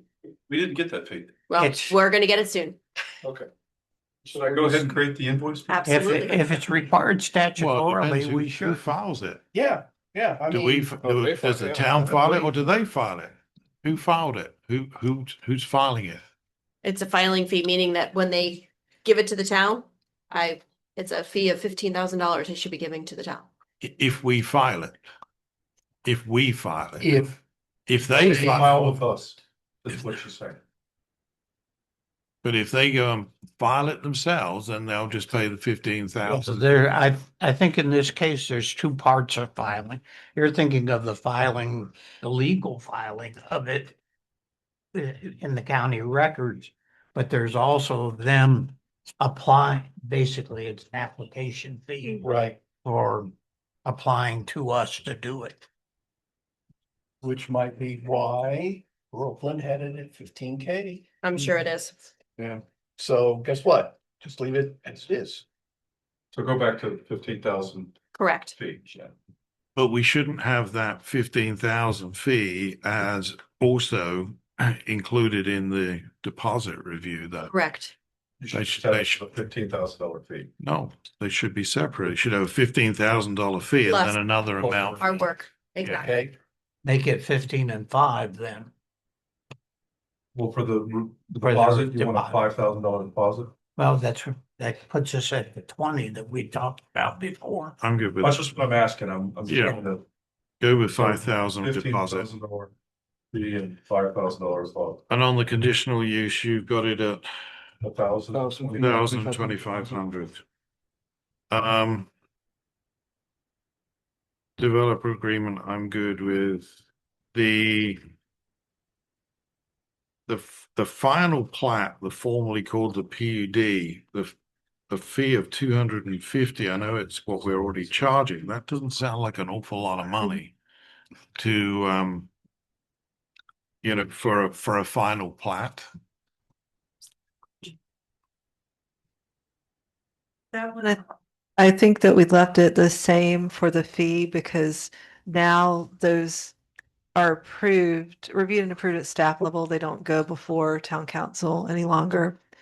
So that fee does not need to include advertising or any type of activity with that. And The then, advertising will come out of the pass-through anyway. right, so if you want to go higher, looking at the other local governments and how they have their structured, I didn't see a reason why that one should automatically be increased. But, again, it's comparing it to other jurisdictions, so you can raise it if you want. I think it needs to come up because it's just low. The Astatula fee was 1,500.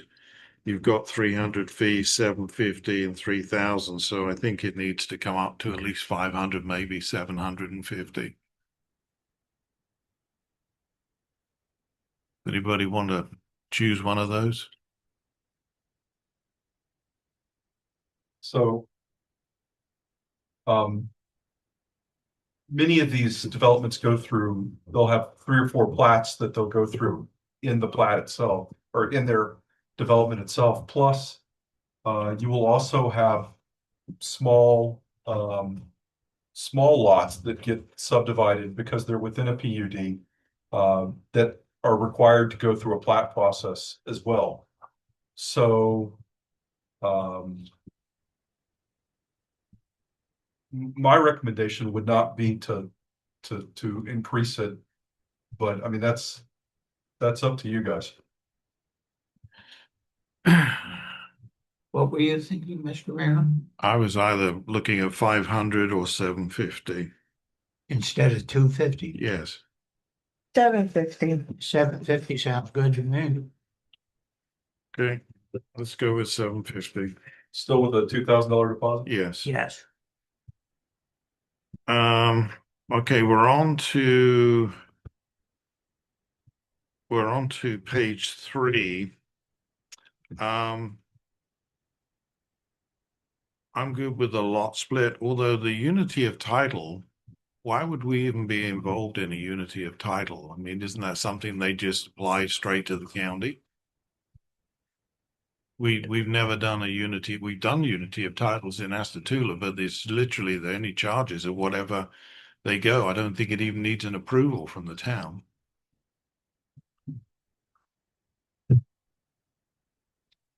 Correct. I mean, the lot split, I see that, and I think that the amounts there are pretty reasonable. The review deposit is a little low, but I can live with that. Is there I don't know if there's a unity of title process in the town's code. I don't recall one at all. Like I But said, it is a normal, if it's in a code, it is something that just happens automatically. Yeah. Right, without a, so it just should say lots, but we just cross through the words unity of I title. would say so. Anybody have a problem with that? I'll take that as a no. The next 3, I'm just a little confused with these PUDs, the conceptual development plan, then the substantial amendment and the non-standard amendment. Substantial. Sorry, what did I say? Non-standard, non-substantial amendment.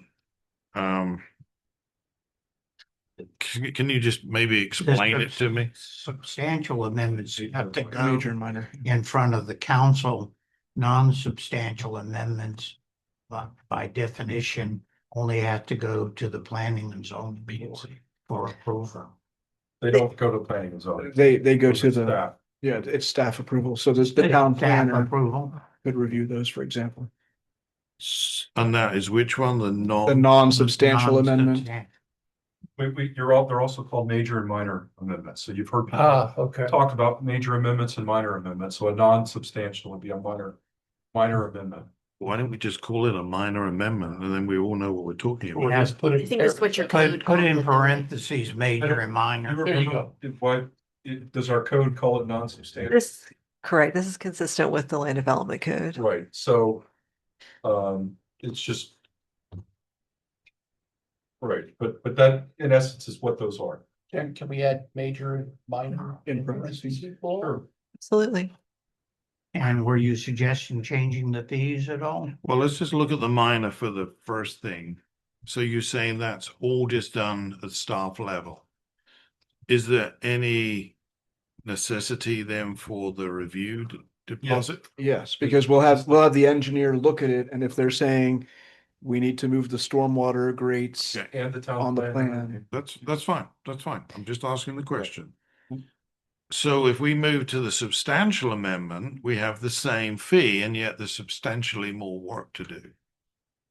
Well, you have the same fee, but the deposit is twice as much. Deposits higher. So they're saying the There's just gonna staff be work more- is the same, but that what you're there's saying? gonna be more consultant work. There's gonna be more consultant work, yes, because you're probably also at that point bringing in the town attorney and, because it's gonna come up, Taking it to an count. item that's going before council. So do you feel that the review deposit on that is sufficient at 2,000 then?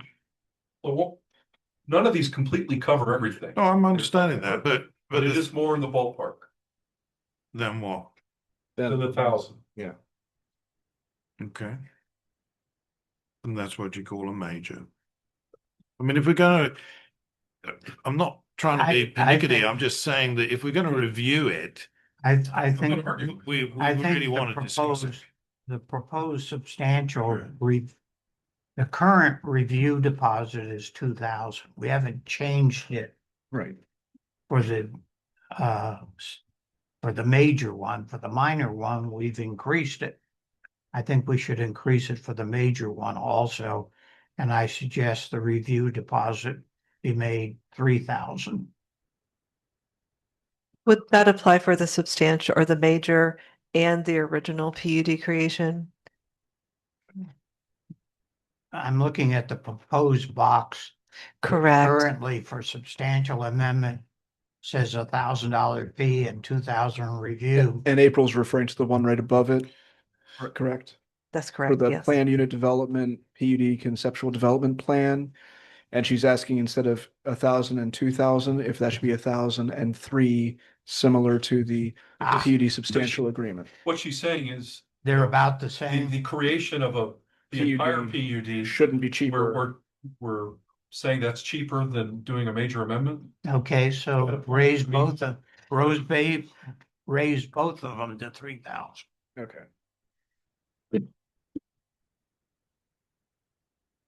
Just for the record, also, it's the preliminary PUD, which I'm assuming this conceptual development is 2,000 in Astatula, and we also had a final PUD fee, which was also 3,000 on top of that. So are we sure that $1,000 fee is sufficient for all of the town work on both of those? I'm sorry, I missed what you said their fee was.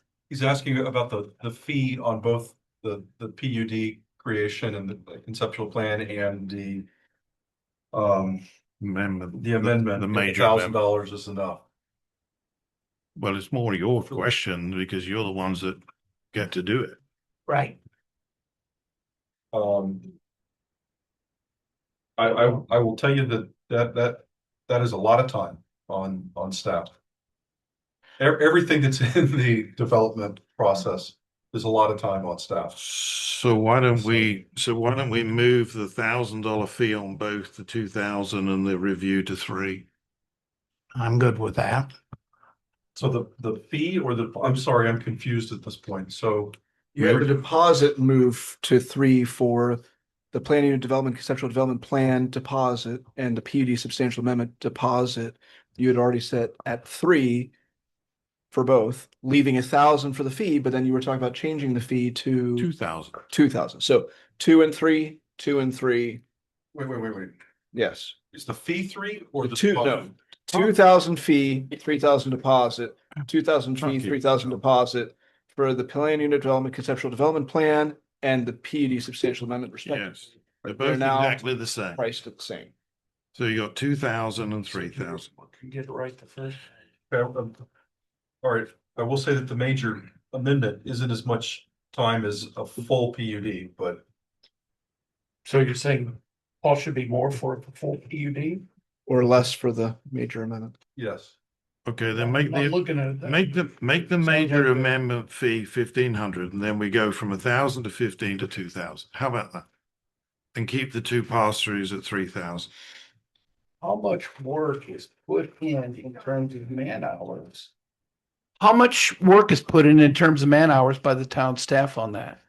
That's really what we should be using to gauge a fee, at least I think. It honestly, it's hard to say. It's relative to the development. If it gets tabled a couple times, I mean, there's all these factors that multiply, each factor could multiply that time. It's hard to say, honestly. All right. Let me cover the last item on page 3, Tim, and then I'll come back to No, I'm good. I'm ready Okay. to go. ready to go home. This is way too long. I know, but Way too. it's important we get it right. So on the site development plan at the bottom, we've gone from 2 to 3 to 2. What? And that's a fee, right? Yes, That is but a, that's very vague to just say 2 to 3%. and I will tell you, we have, I since understand. I've been here, we've charged the 2% because I have no metric I to understand. move the needle between 2 and understand. 3. I understand the reason why you're going to 2% rather than have it variable. My question is, when you charge that, you're charging over $200,000 to the developer. So my question is, what is included in that fee. What do you do for it, and what else is done with That that money? includes all of the site inspections that go through that and the permit for that. So in other words, every time that we send the engineering inspector out there, every time we send Morgan out there, every time we send URE out there, it includes all of that into that is all inclusive in that. So it's effectively not a fee to the town because there's going to be Well, costs involved. There are costs involved in that. That is I'd not be pure shocked profit. if it exceeds, as an example, phase one of Hillside Groves, if the cost to the town exceeded $250,000, which was the fee that they paid for the site inspection. Permit. I will tell you, just they're more than halfway through that process, and we have not hit 250,000. Just on phase one. Correct. Right. They will have to pay the site inspection fee off of the engineering estimates off phase 2 and 3 and 4, that kind of thing. But there's no caveat in here that if it costs more, then we don't have that ability to go and get it. But there's a lot of internal staff time with that as well. So, Well, it's because there's a lot of inspections that we do. If the town wants to, In-house. yes, Okay. if the town wants to make more money on that, we just have to do more in-house inspections. Like Morgan has to do the inspections as opposed to the inspector that the engineer has. Okay. So I'm just trying to understand. That's all.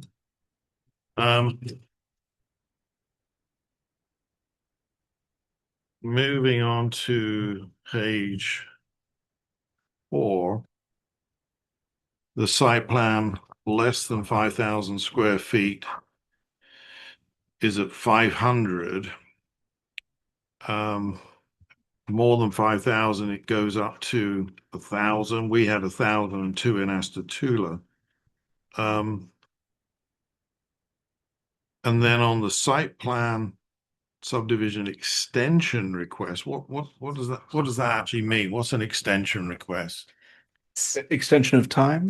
yes, Yes. So for example, when we had the Esch Veterinary Clinic come through and they need more time for various reasons, it acknowledges that the staff is going to have some additional work for that to come back at a future date. So there's costs associated with it. and it incentivizes them to do the work or start the work within that period of time. Also, it's not just a So it's just a simple fee to give them more time. Yes, sir. Okay, I have no problem with that.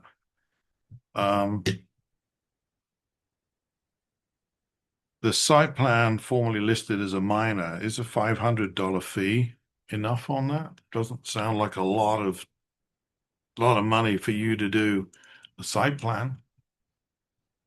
What are you looking at? I'm sorry. This is at the beginning of page Look at 4. page 4. Like I said, we were at, you can see, So these are small buildings. I mean, less than 5,000 square feet. So, I mean, it is completely up to the council what they want to charge, but that's, in essence, if, the Pancake House had wanted to build from scratch over there and we had to do a site plan for that, because that's probably less than 5,000 square feet. You know, what do you think would be the fair amount for the charge for that, if we've gone through that process? Because that's in essence the kind of project that you're looking at there. well, 500 doesn't sound a lot to do that for the town's cost. The 2,000 I don't have a problem with on the deposit. Just seems that 500 does not seem a whole lot of money. Having said that, some of the others are 600 to 1,000, 750, and then of course Groveland, who are higher as well. And then Belle Isle is 750 to 1,200. I personally would rather see the fee at $1,000. I'm sorry if I'm boring everybody here, but I don't get to talk much. Would, well, So in essence, you want the site plan for a small building and a major site plan to also be the same cost? No, Oh, okay. so I want to double both of them. 500 to 1,000 on the minor site plan and 2,000 on the major. And what about the deposit on the major? I'm less concerned about the deposit, John, only from the point of view that it is just a deposit and we can charge more out of that. Because you got to bear in mind, when they get to the final part of this, they don't get what they want unless they've paid all the bills. Okay, So do I have a consensus on that? sounds good. 1,000. Good to me. That's fine. 2,000, sounds good. 1,000 and 2,000, and we'll leave the extension as it is. The site plan subdivision re-review fee, I take it they get a re-review, one of them for free or? So typically when someone comes through DRC with this, you provide an initial set of comments and then they respond to those comments. So you do a second review based on your first review. But by the time you get to a third review, depending on what they're doing, it's like you're starting all over from scratch. And we don't really want the town to eat the cost of basically doing the work for the applicant. Okay. But the re-review fee was higher. Is that for both of them? So the April. re-rev, that's a good question. The re-review fee is different. That's while someone is in the beginning of the process with DRC, so they've not received any approvals yet.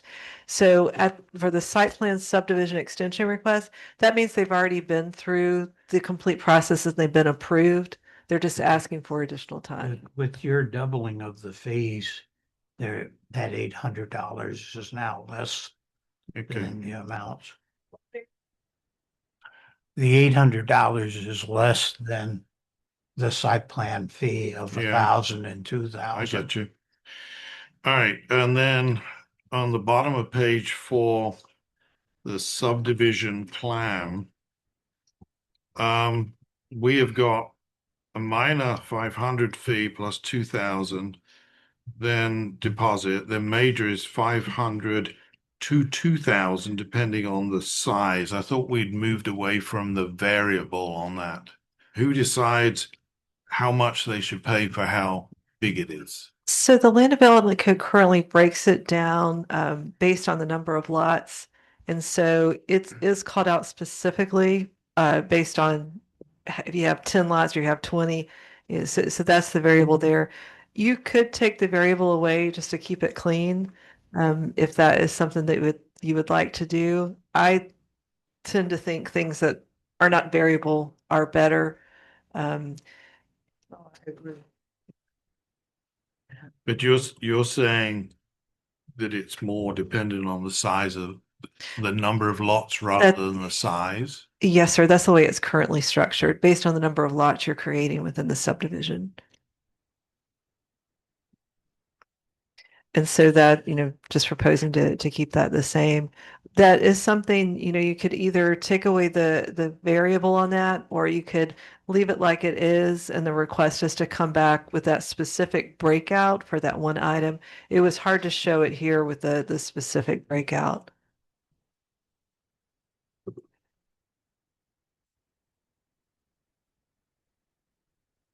I would prefer just to put a figure for the major one, and I don't really care what it is, whether it's 1,000 or 1,500 or 2,000. I just don't like the variability. It just brings an ambiguity into it. And we'll keep the review deposits as they are. So the minor one is 500. We had 1,000 in Estotula. For a subdivision plan that didn't specify the size, so I'm happy just to go with 1,000 on the major, or 1,500. What do you guys think? The only thing I'll say is, when the original schedule of fees was done, we were probably more likely to have PUDs back then, but since you guys have changed the comp plan and land development code to require the 100-acre minimum for PUDs, there might now be More a larger subdivisions. chance to get a subdivision, which is just straight zoning subdivision than before. So keep that in mind, that there might be a larger chance for a subdivision plan submittal in the future than a You talk PUD. about Thompson Grove. Then should we just go take out the 500, just go with the 2,000 then? If it's a subdivision Yeah. plan, it's going to be a larger one then. Yeah. Okay, who's taking notes? As I still see us having minor ones, Yeah. like the 16-acre one Mm-hmm. was an example. Yeah. That what I would do is just raise the fee for minor to 1,000 and the fee to for the major to 2,000. Okay, I'm good with that. And then we takes out the depending upon the size. Right. And then, just as an editorial thing, we have the minor listed fee deposit, do a character turn after the deposit comma, and that way major stands as its own item. Just in case somebody runs them together and gets confused, or heaven Yes, sir. forbid that they would get confused. Thank you. That's all I have. Do you have anything else, Tim? Nope. Anybody else have anything?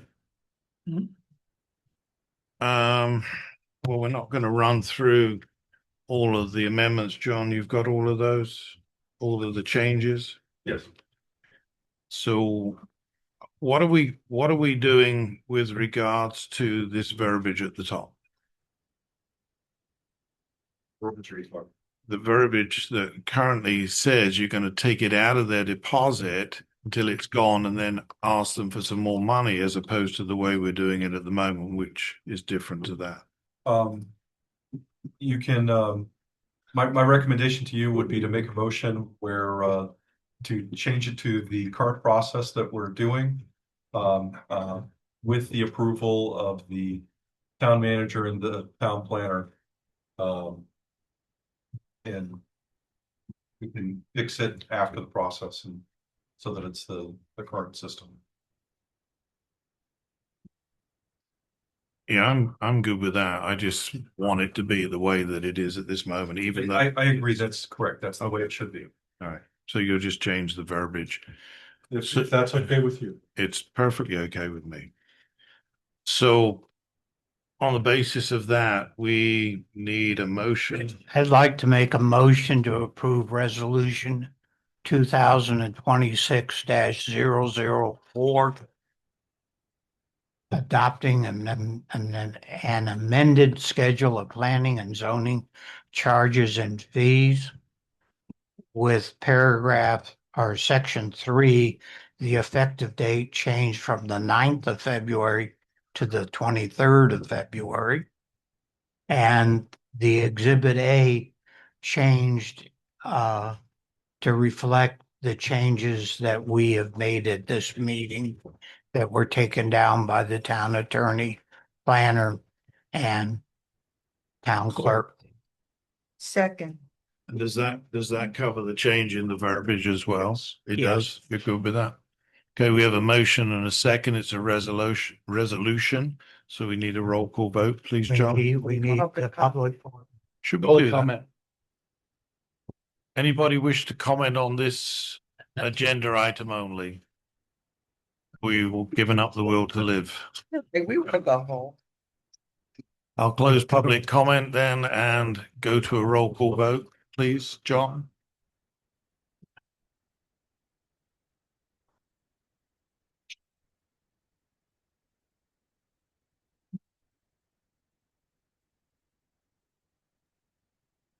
Counselor Miles, Yes. Mayor Pro Tem Everline, I'm gonna say no, and the reason is because I'm fine with the developer fees going up across the board. But I think that we've lumped in small builders in here, and I think the fees are excessive for them. And I think as we move forward in this town, we're gonna have many many less large developers and we're gonna have small builders. And I think we're doing a disservice to them. So no. Counselor Arnold, Yes. Counselor Lanneman, Yes. Mayor Wells, Yes, motion passes. thank you. Thank you. All right, we move on to, sorry, Councillor Miles would like a 5-minute recess. Do I have a motion Yes. and a second? Who's the second? Renee. Renee. Aye. I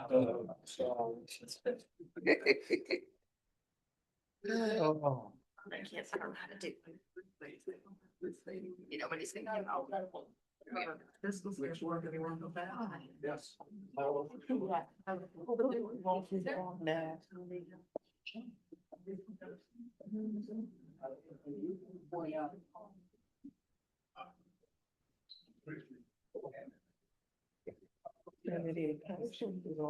Give me an opportunity to catch up with my boss.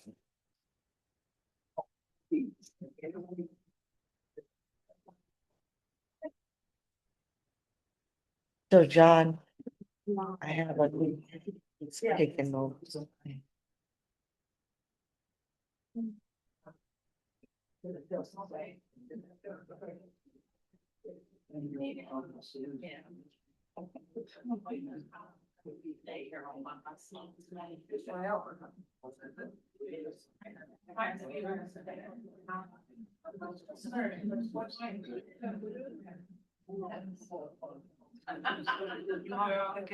You as well, be safe and stay warm.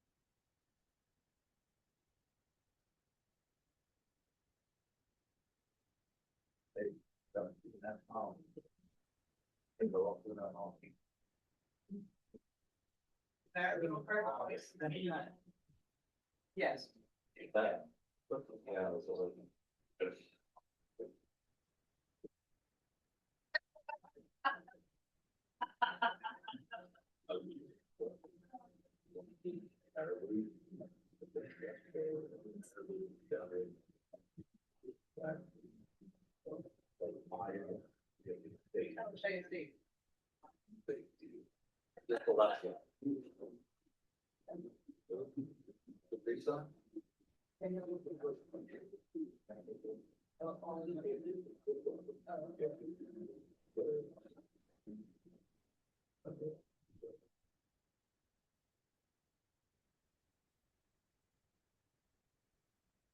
Yes.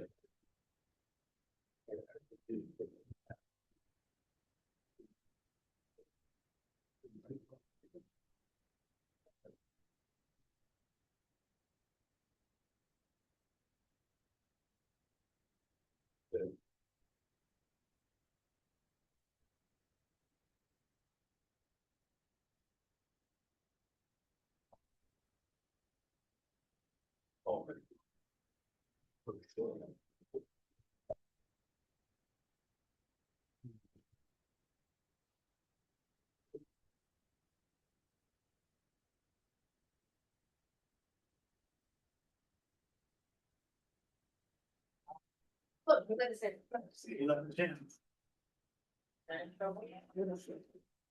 Thank you. All right, now you have to watch out for John when he comes in.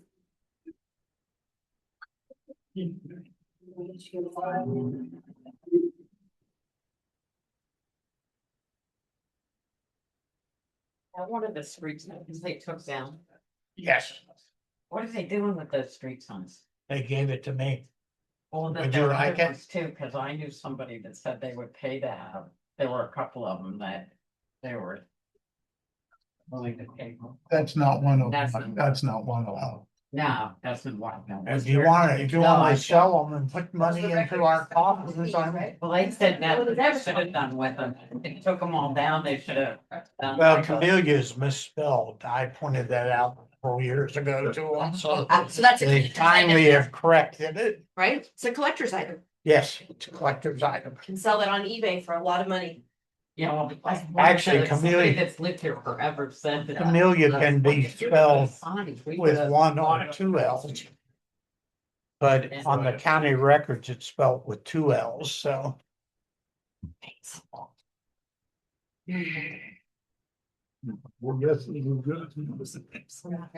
Jumping jacks. Going home to town. Well,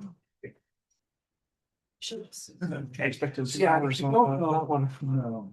Which would I fall under Article 147 for civilian People did. Well, we talked about Article 30 of treatment of POW.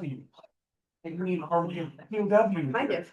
Yeah, that's what I'm It's a thinking. public meeting and how can you really get up and meet? Which I think then we have to hold the town manager accountable. So you'll be charged under the Geneva Conventions. I don't have a gavel. I think it's exactly, I think it's the mayor's fault for sure. Who's chairing this meeting? Oh. Sure. Uh, He's citing cruel and unusual punishment, Geneva Convention. Well, it's, you know what it is, it's because you jinxed it. See it, put it out there. I guess so. Oil back. 11 o'clock. Okay, we'll resume this meeting at 8:02 PM. Moving on to new business presentation by Woodard and Kern for wastewater planning. Yes, so we have Scott Shannon here with us today from Woodard and Curran. It was a few months back, roughly last summer, when Woodard and Curran came and presented some options to council. This was part of the clean water proposal, and effectively the determination from the consultant was to narrow down the most reasonable, feasible alternatives. We do still have $3 million of SAFI funding left. There's a clock ticking on that. It's about 2 years, but that's less time than you think. And Scott's kind of continue that discussion from the previous discussion. And again, this is a presentation, it's not consideration and approval. So he's looking for a consensus on Can that. I ask you a question? Yes, sir. I read this agreement not too long ago, and it seems that the expiration of the 3.185 million grant was in August of 2027.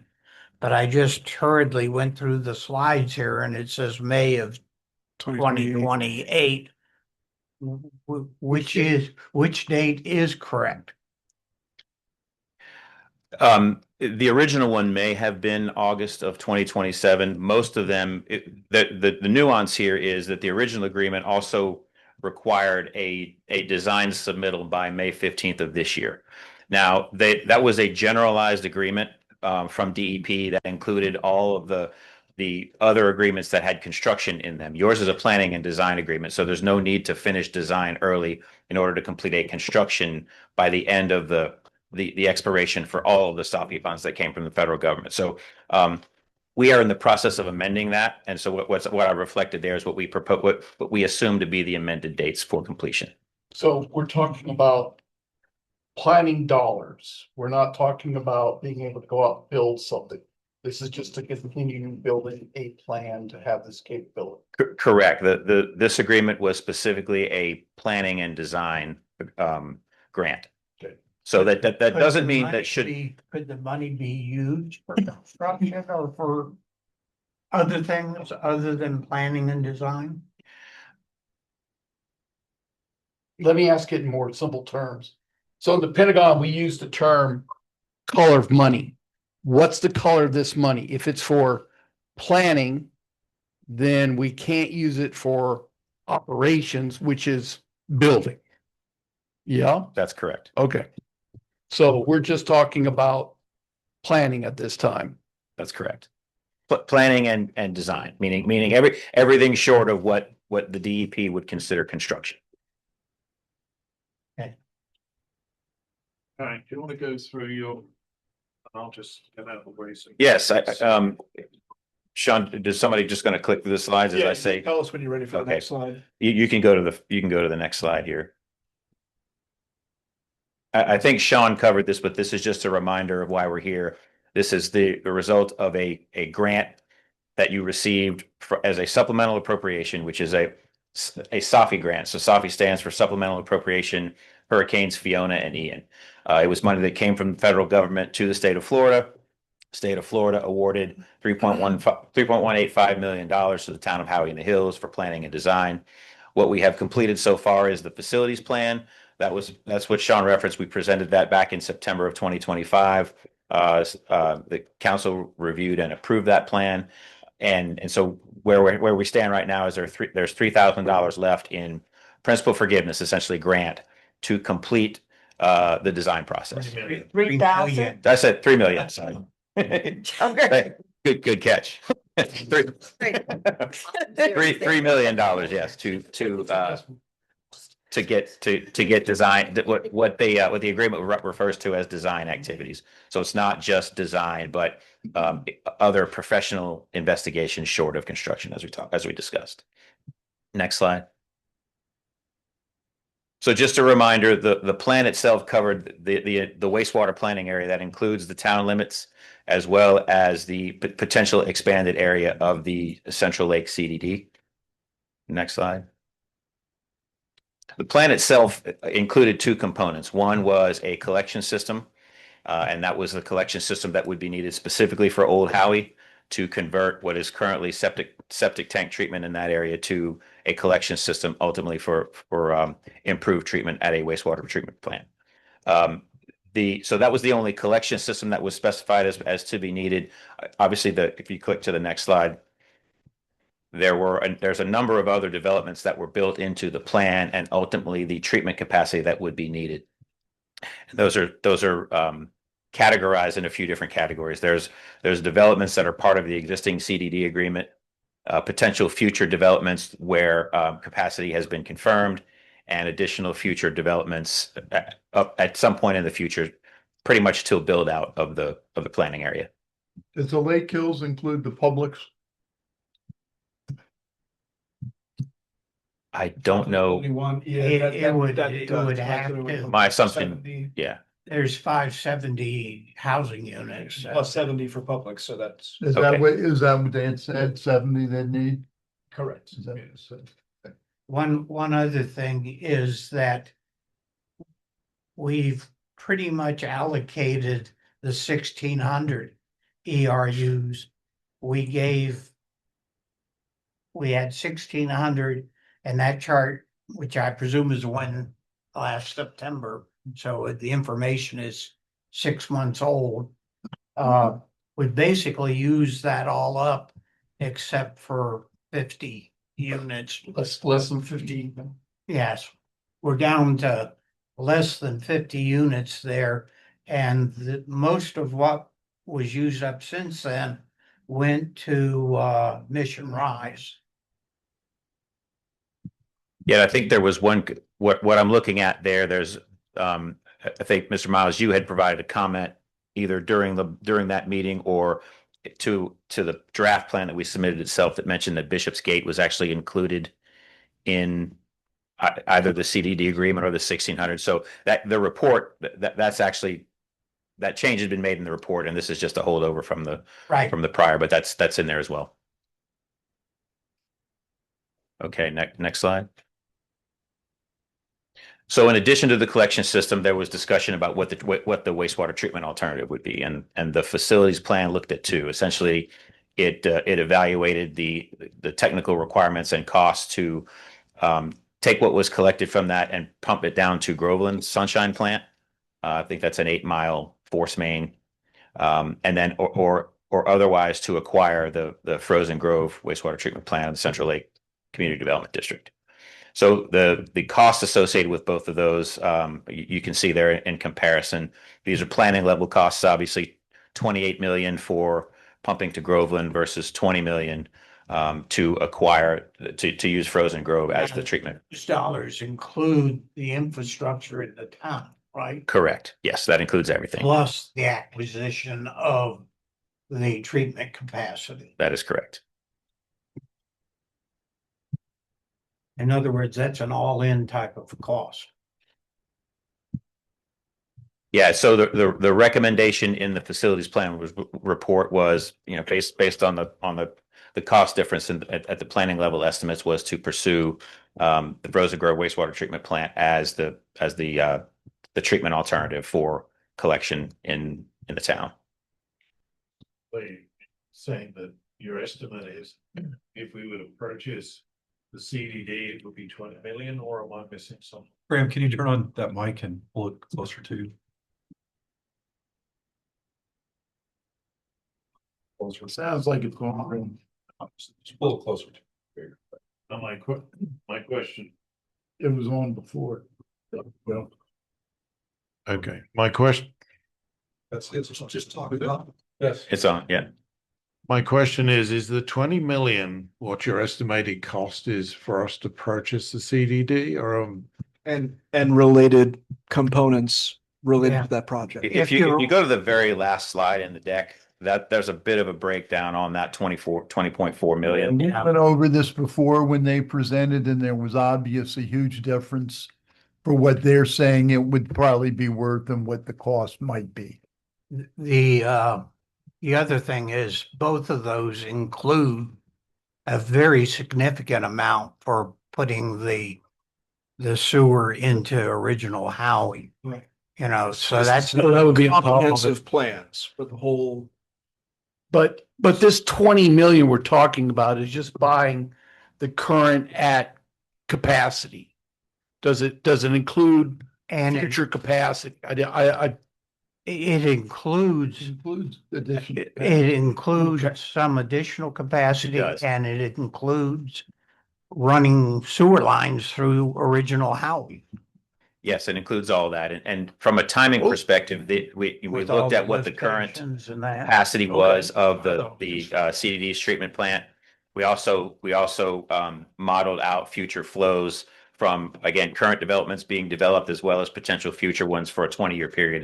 It's a 20-year facilities plan.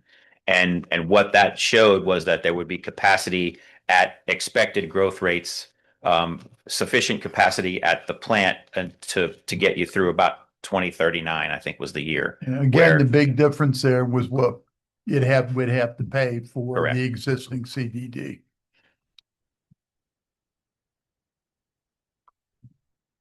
Yeah, so in the breakdown of the cost, it had a $3.2 million line item in there for purchasing the capital assets of the wastewater treatment plant.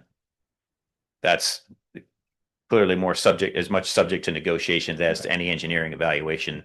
And obviously that would be further investigated in the design process and paid for by the grant. so the alternative, the cost to Groveland, is that just simply the cost to run the 8-mile force main down to their That would be running the lines, that would be getting capacity, that would be also the hooking up of old. I mean, both of these lead to the same outcome in terms of Yes. serving all of the town comprehensively and all associated cost and capacity and acquisition. Correct. There's in the version of this that has pumped to Groveland, there's an estimated connection fee of $5 million. But that there is also the cost of the force main to run down there as well. So that's all included in. I mean, but they're both including everything that you need to be able to have a functioning wastewater treatment, wastewater collection system, and a treatment alternative. Yes. So both of them have the collection system They do. included. And that's also to assume that the CDD want to sell it. Or is this inside of here talking about cost of eminent domain? The cost in the acquisition alternative just includes an assumed purchase cost for the plant. So that is probably more than anything else the one that is subject to the greatest amount of fluctuation. I think there's no way to determine what that number is going to be any further except to go forward with the process and do those investigations about those specific alternatives, how you would acquire that. And if we does that also include the expansion of it? Because obviously to get the ERUs that we would need to do everything that we want to do, is that included in there, or is that in addition to that? Yeah, the cost of future expansion is not included in that number. the future expansion is something that wouldn't be needed for another 12 or 13 years from now. So we didn't estimate that cost. That would be something that would be you'd be looking at that either way, depending on, Right. whether there was a connection fee and an additional capacity in Groveland, or making capital improvements to the existing plant. Well, what's the 13 million for where you have construction-based costs? That's construction of the collection system in Old Howie. Oh, okay. Yeah, that's not gonna come cheap. 13 million, cheap, isn't it? One of the things that I'd like to note is that when we did the attorney reviews back 6 months ago, in addition to us having outstanding service from our existing attorney, one of the second placed company also has a lot of experience in negotiating the acquisition of wastewater systems, either through eminent domain or by negotiation with the individuals. Rarely do either of them have to go to the eminent domain. It is a arrow in our quiver, but there's always a price to make a deal. And if we don't move out pretty quickly at this point, I think both Councilman Arnold and I have spent a lot of time over the last couple of years that we've been on the council talking to the current owners of the existing plant, which is a privately owned plant that they lease to the CDD. And we kind of come to the conclusion that at some point or time, the town needs to have control over the wastewater treatment capacity. The opportunity to use this 3 million to do that makes a lot of sense to me, that we should consider using that 3 million towards the cost of acquiring the treatment capacity. There is another alternative. The other alternative is to use it towards the design of portions. We couldn't get it all done, I don't think, but portions of the collection system. But I'm personally in favor of moving forward on engaging the town in providing its own treatment capacity. And the first step in doing that would involve acquisition of the existing plant, because that's what our existing collection system is tied into. The current owners of that have recently raised their fee from $42.50 to $52.50 per ERU to hook into that. And they've collected most, if not all, or they have agreements to collect all of that 1,600 units, plus other units that they've already negotiated, some at lower prices prior to that. So part of the acquisition would include negotiating the return on their investment for what they've done already, and consideration for expansion in the future. Didn't you tell us that couldn't be used for the acquisition? It can't be used for the acquisition of the plant itself, but it can be used in the investigations to determine the cost and that, basically to come up with whatever. And then I can't use to Right. buy it. it can be used to negotiate that. Yeah, the professional services associated with that can be used under this agreement. We're talking a major investment here. And just to follow up on that, I mean, this planning money could also be, by my understanding, used to pursue other funding, other grant opportunities with the assistance of Woodard and Curran to cover the remaining Yeah, 17 plus. so that's correct. I mean, the $3 million that's remaining would be sufficient to cover the design that's necessary for the collection system. Certainly the investigations to determine what the actual cost and structure of an agreement for the plant would be. And while we're doing that, it's something that we do separately. We don't need grant money to go pursue more grant money. We do that on our own. But that part of what we do for all our clients is, as we're designing this, we're out pursuing construction money. I mentioned we did submit an application for you all to the last a subsequent supplemental appropriation, the window that was open last year. You guys are on a waiting list through SRF money for $22 million. That is currently, as it stands right now, it's a priority, not a waiting list, a priority list. That would be all low interest loan or zero interest loan, depending on what DEP ultimately decided. But the advantage of moving forward with the design is you're a whole lot more likely to get construction money if the closer you are to being shovel ready. And so not only because of the grant money, not only because of the deadline for this money being 2 years away, completing a design will get you positioned for construction money in the future to be able to offset whatever costs there might be.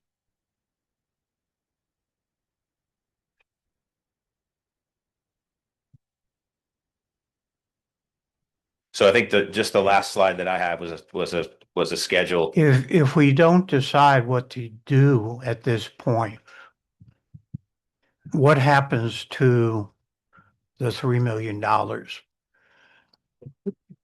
When the clock runs out on the grant agreement, everything that is unused just goes back to the state. Okay, so we would lose it. You would lose it. Okay. It was in that email. It was in that email. It was in the email that we received, if you Yeah. recall. Yeah. We've had discussions with DEP about it. We have a number of these for clients that are out there. Most of them include a construction component. And so those deadlines are beginning to loom. So we've had discussions with them about the potential for extension. We've been able to move design deadlines, but not the ultimate completion deadline of any of these, because that's tied to a federal deadline. So yeah, when this grant runs out, the money runs out as well.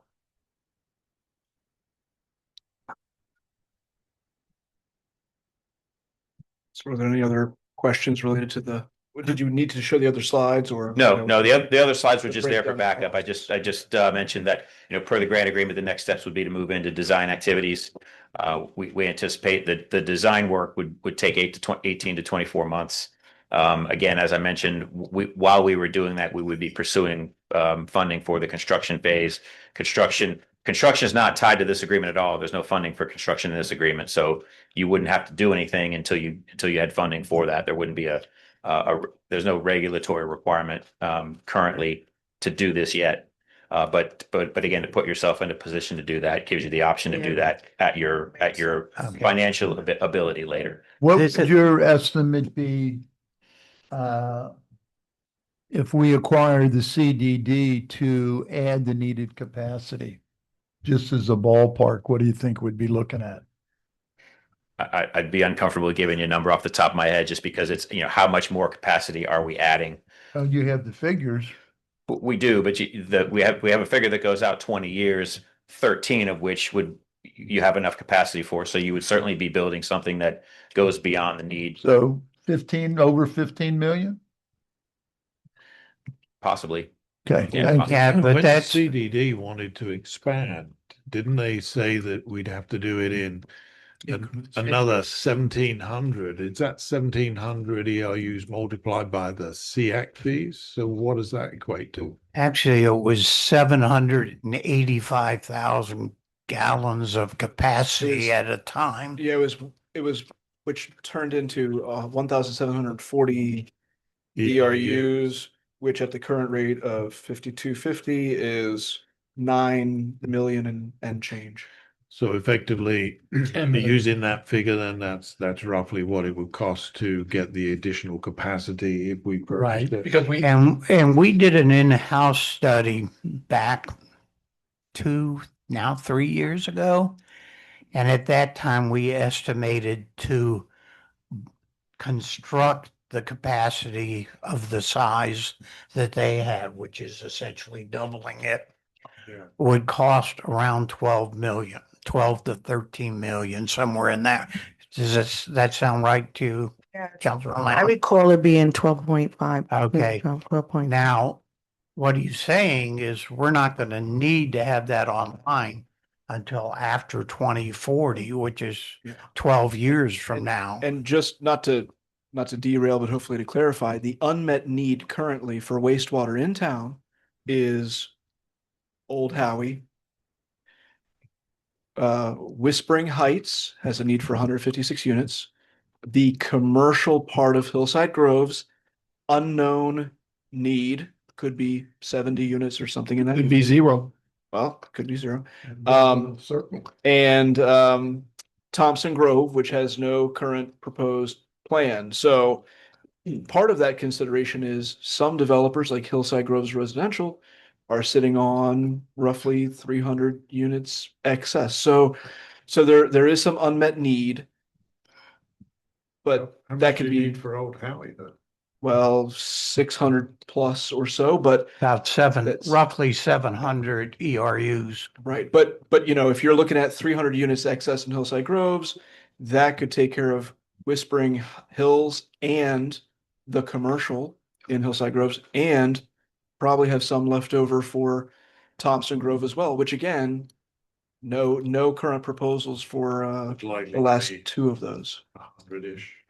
So, but I'm just saying there's still excess capacity out there for any remaining. But in the acquisition of the CDD, we're still going to have to expand it to be able to take care of right now, the town's current needs. So do I need to add that 10 million to 20 million? No. So no. So for every development, all the developments covered by the 1,600 units.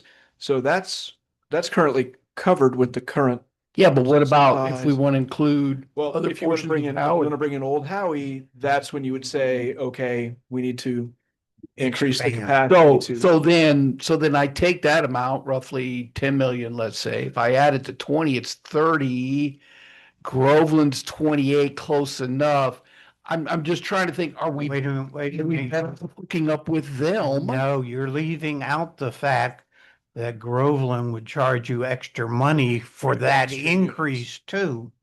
So whatever it costs for the expansion beyond the size of our existing plant, there would be a like expansion of the cost for Groveland's. Do we know that? Yes, because they're charging us a 5 units. including in the 28 million, there is 5 million, is that? It was, about $5 million. A $5 million connection. payment. Plus there are operating costs that they would charge us over time. So what I'm saying, there's no free lunches. Do we want to be, And it wouldn't be ours. and yes, and which direction do we want to proceed? I'm advocating, and I have advocated for some time, that we need to control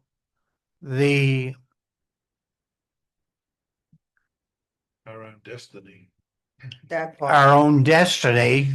I'm advocating that we pursue the capacity of the wastewater treatment first And most of this is going to be paid for through grants or very low interest or interest forgiven loans, just like this particular $3.2 million grant was provided to us. There's no cost to us. It's being paid by the grant. And as a result, we need to get started on spending that 3 million or we're going to lose it. And what I'm suggesting is that to make things work much easier in the future, that we use that money for the acquisition of the capacity that we need, which is available now and which will cover our needs for the next roughly 12, 13 years. And then we move in to the next step, which is expanding the collection system into the original part of Howey. The alternative is to do the opposite, to expand the collection into original Howey, but who's going to do the treatment of it? Right. Right. My only big concern is, are we, I think we need to do the treatment first and then the collection second. Yeah, We need to solve the collection. the connection and treatment of Old Howie is frankly probably going to be the last piece of this puzzle. It's an inevitable. And piece. they need direction as to which way to proceed from us. Do we start down the path towards acquiring the treatment capacity or the additional collection area? One of the two. What will be the cost? Did I hear that for the cost of the construction, the planning and design? What is the cost? So the planning and design, well, planning being complete, but the estimated design cost was largely for the design of the collection system in Old Howie. That's roughly $1.5 million. So there is the ability to use, the other $1.5 million to do the investigation that Mr. Miles is talking about, to actually investigate what it would take and what it would cost to secure that capacity. The only other thing I would ask that you consider is, and it very well may be that Old Howie is the last piece that you would add. It's certainly the most expensive because of the retrofits that would need to be done. But that is also the piece that carries the most liability for future regulations with respect to basin management action plans and water quality in Lake Harris and other water bodies. So, to give yourself the option to do that, the suggestion would be to use the grant to do both if you could. I mean, just to remove that get you one step closer to removing that liability later. And that's all part of, it's the totality. That's the clean water facility plan. Yeah, the facilities plan will cover all of that, but there's a difference between not adding more septic in the future and retrofitting existing septic that the DEP will consider has a water quality impact already. And that was a big conversation that we had previously in regard to Lake Harris and the septic tanks in these homes that are along the lake, that old Port of Howie. Yes. So I think that we should consider, because I'd rather use the money than to lose the money.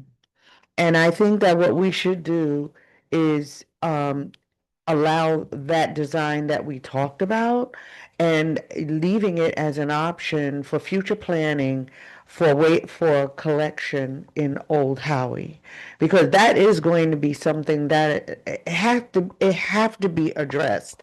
It's been a conversation I recall ever since us building and moving into this town. I once upon a time, even Old Howie had the opportunity to go over to septic and it didn't happen. That's another conversation and a story for another year. But I think that going forward that we should indeed use the funds that are there, 1.5 million in the design and the other portion in the investigation process to give Woodard and Kern some direction.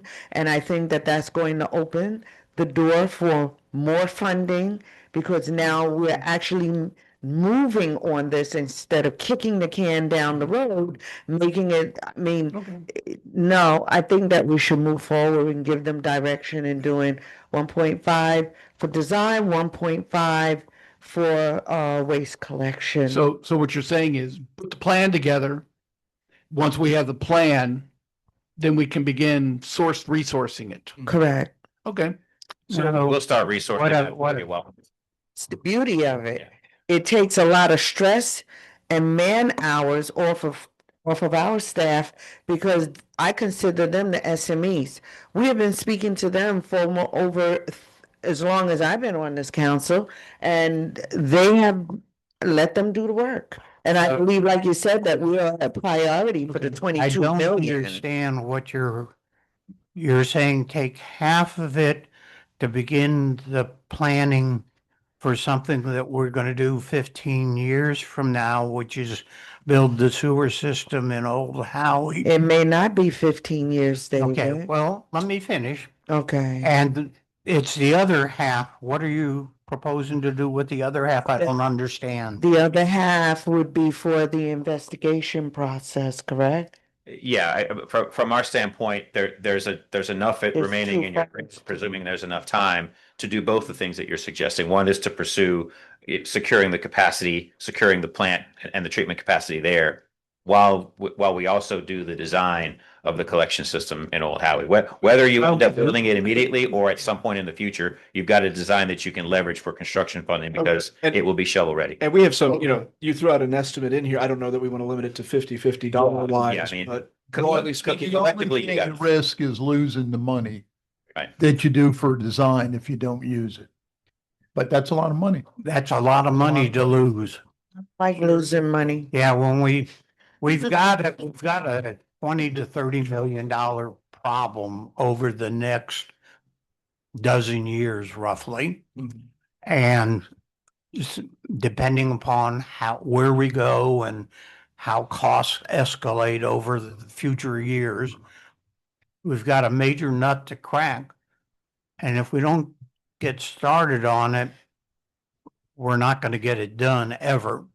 Yeah. And it's going to inhibit our ability to compete with our neighbors for advancing Howie in the future and making us this a better town to live in. Absolutely. And then what we are also doing as a current council is that we're laying the groundwork and a good foundation for future council for whatever it is that they need to do, at least giving them a good blueprint to work from.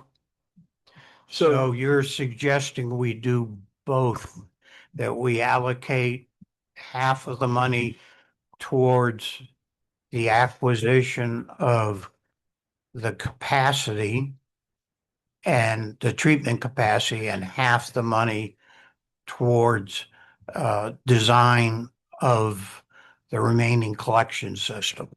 The problem is you're gonna lose 1.5 million. Either way you go. I don't think Well, so. no, wait, hear me out. Okay, so if you do both, you're not gonna choose both. You're gonna only choose one. Why? Why? Not So, both. so. You'll need to do both. We're gonna do a We design. need for- both. So the design for the expansion would be the same as the design for hooking up with Groveland? No. No. Design from some plan? The design that we're talking about is design of the collection system in Old Howie to be constructed at some point in the future. Either way, you're going to invest. I have some ideas about that I'd like to talk about at a future meeting. Because I'm, well, it'll be another time, but I'd like to. This would frankly be the time to. Well, We make a decision. Been on the council for 3.5, almost 4 years. And all we've done is kick the can down the road. We are no closer to solving either of the problems than we were 4 years ago. We know a lot. I think we're better educated. Absolutely. But as far as taking a direction and stepping out and doing it, we're at the same place we were in 2022 when I got on this council. Yeah, I believe that with Old Howie, you don't have to go to a sewer system. And But you would can't need- stay on septic either. Well, let me finish. You can meet all of the state requirements without going to sewer. Are you talking about like the? I'm talking about the DWTS systems. Yeah, Well, the town council had the option. to I do that. understand that option is still available. I think that I still, They would be paid for it. The town, according to my understanding, it wouldn't have to pay a cent. okay. but why would we not want to remove Old Howie off septic? You've got Lake Harris, that's a DEP liability. Because, did you hear what I said? I heard exactly what you If said. we go to these systems, they are state approved. The state approved them along the coastlines. Okay, but right now we need to make a decision. Understand The if we 3 could make million. that decision next week, if we could have some experts come in and talk. Here's an expert from Woodland and Curran that we've been working with I understand that. over 3 years. So, So, Tim, I worked with that system down with the Key Largo Community Development District that was installing that. They designed that, and the first practical use was to sewer Key Largo, Florida, which is in Monroe County, back in the 2002, 2001, 2002, 2003 timeframe.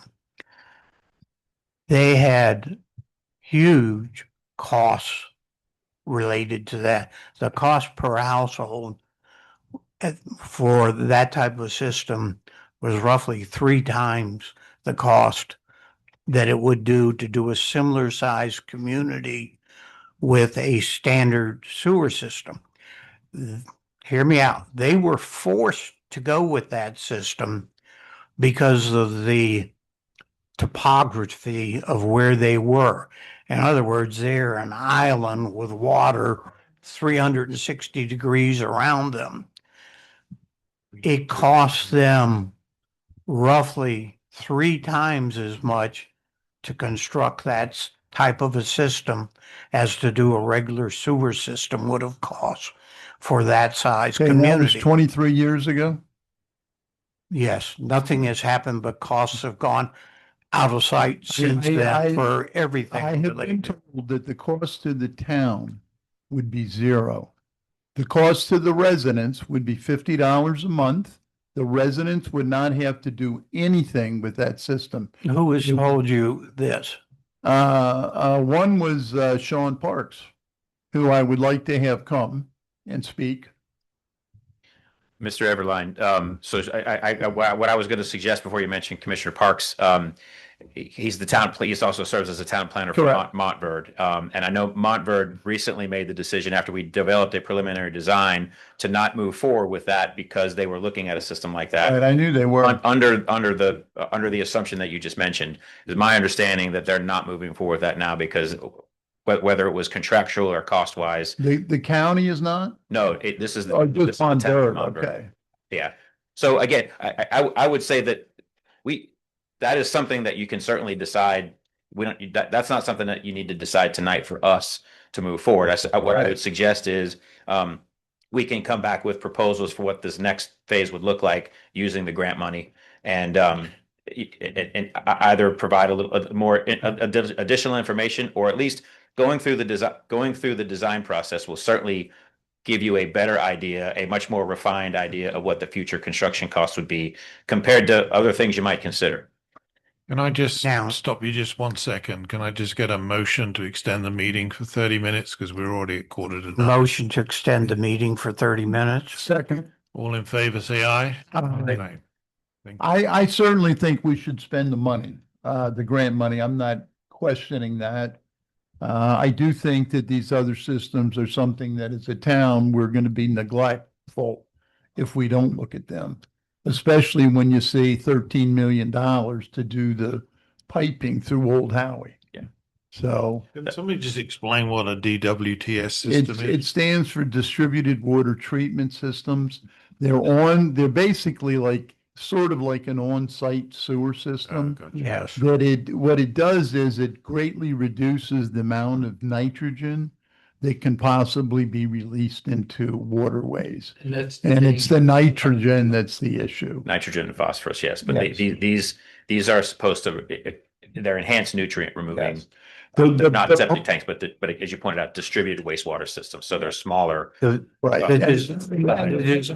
Familiar with is basically, I would call it an enhanced septic tank system, basically. It's a That's what they better used in, system than our that- current septic tanks, but it's not it's not connected. No, Each, it's distributed. it's Yeah. a distributed system where each unit or each house or each business has its own Correct. system on site, just like a septic system is on site.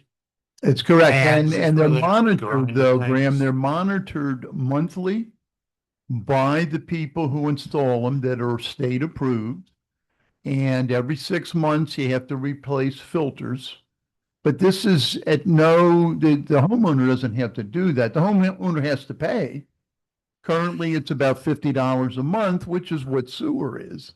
The good deal is the savings up front from not having to So put where sewer lines. would you put the system? I'd put them all through Old Howie.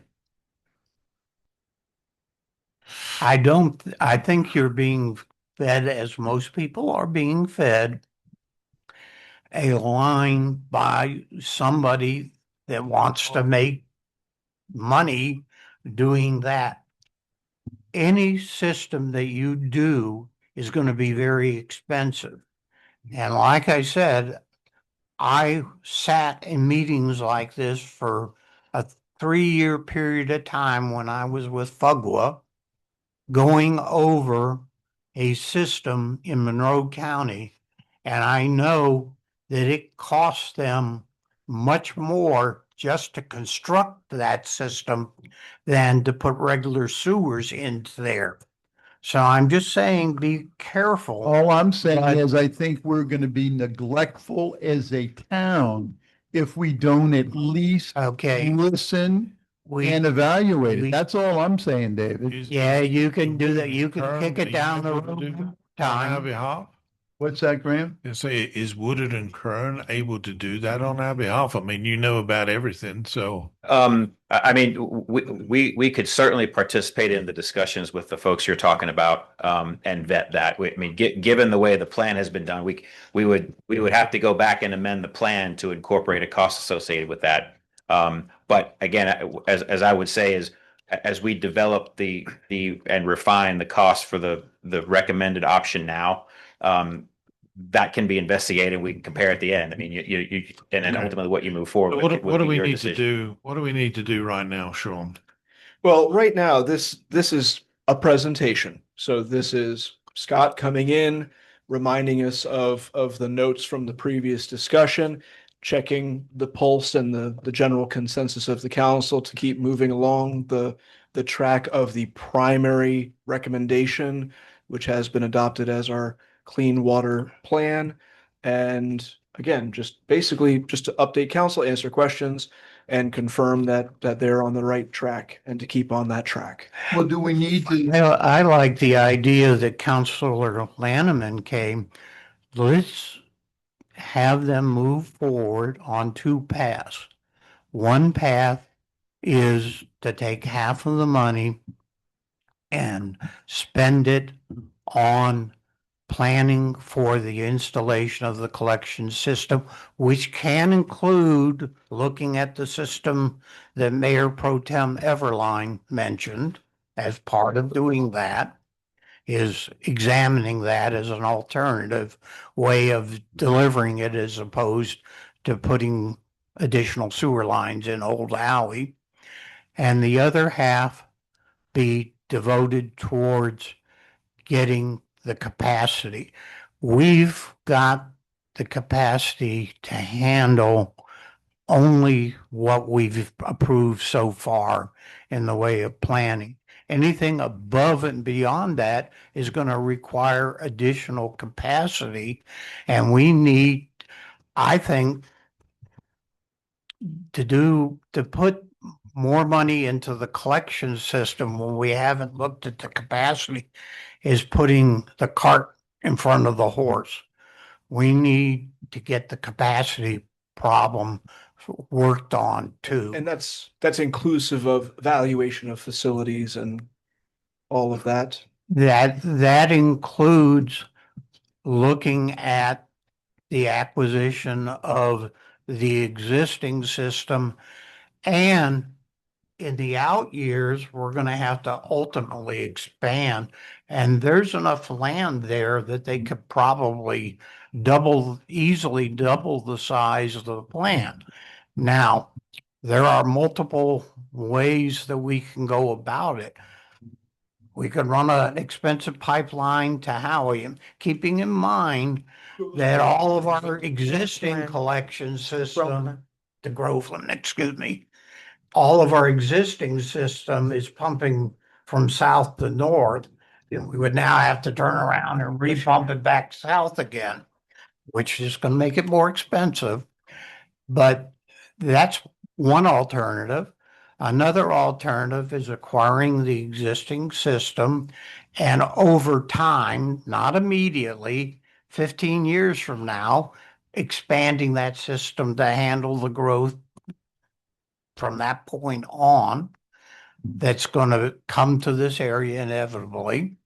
So let's get started down the path of looking at that. That involves spending money with our attorneys to evaluate that, working along with the our consultant in the wastewater area, because there are some significant legal issues that we have to evaluate as we move forward. So are you both on the same page? Yes. Okay. Thank you. I think so, Yes. yes. We are, Okay. we've been working on this for Okay. very long. John, where do you stand on this?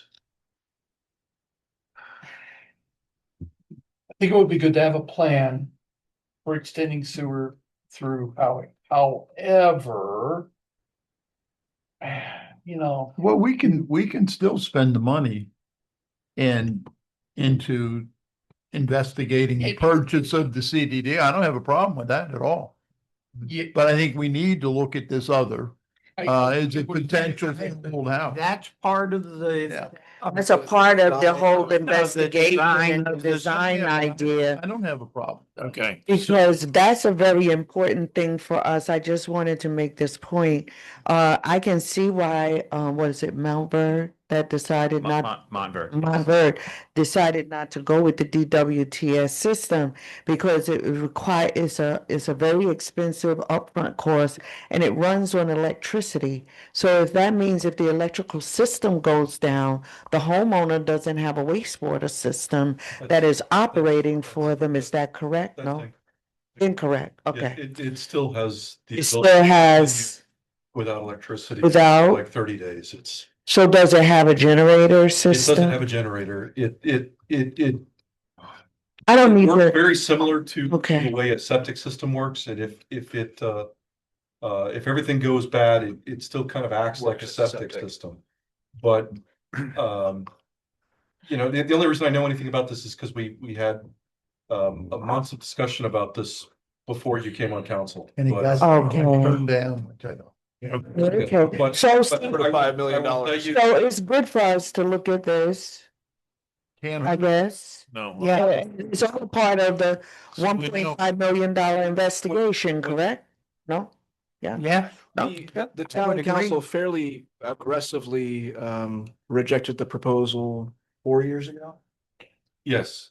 Well, we- maybe we've been. The two of us have been on the council for years. It's the point of switch, I guess. Yeah,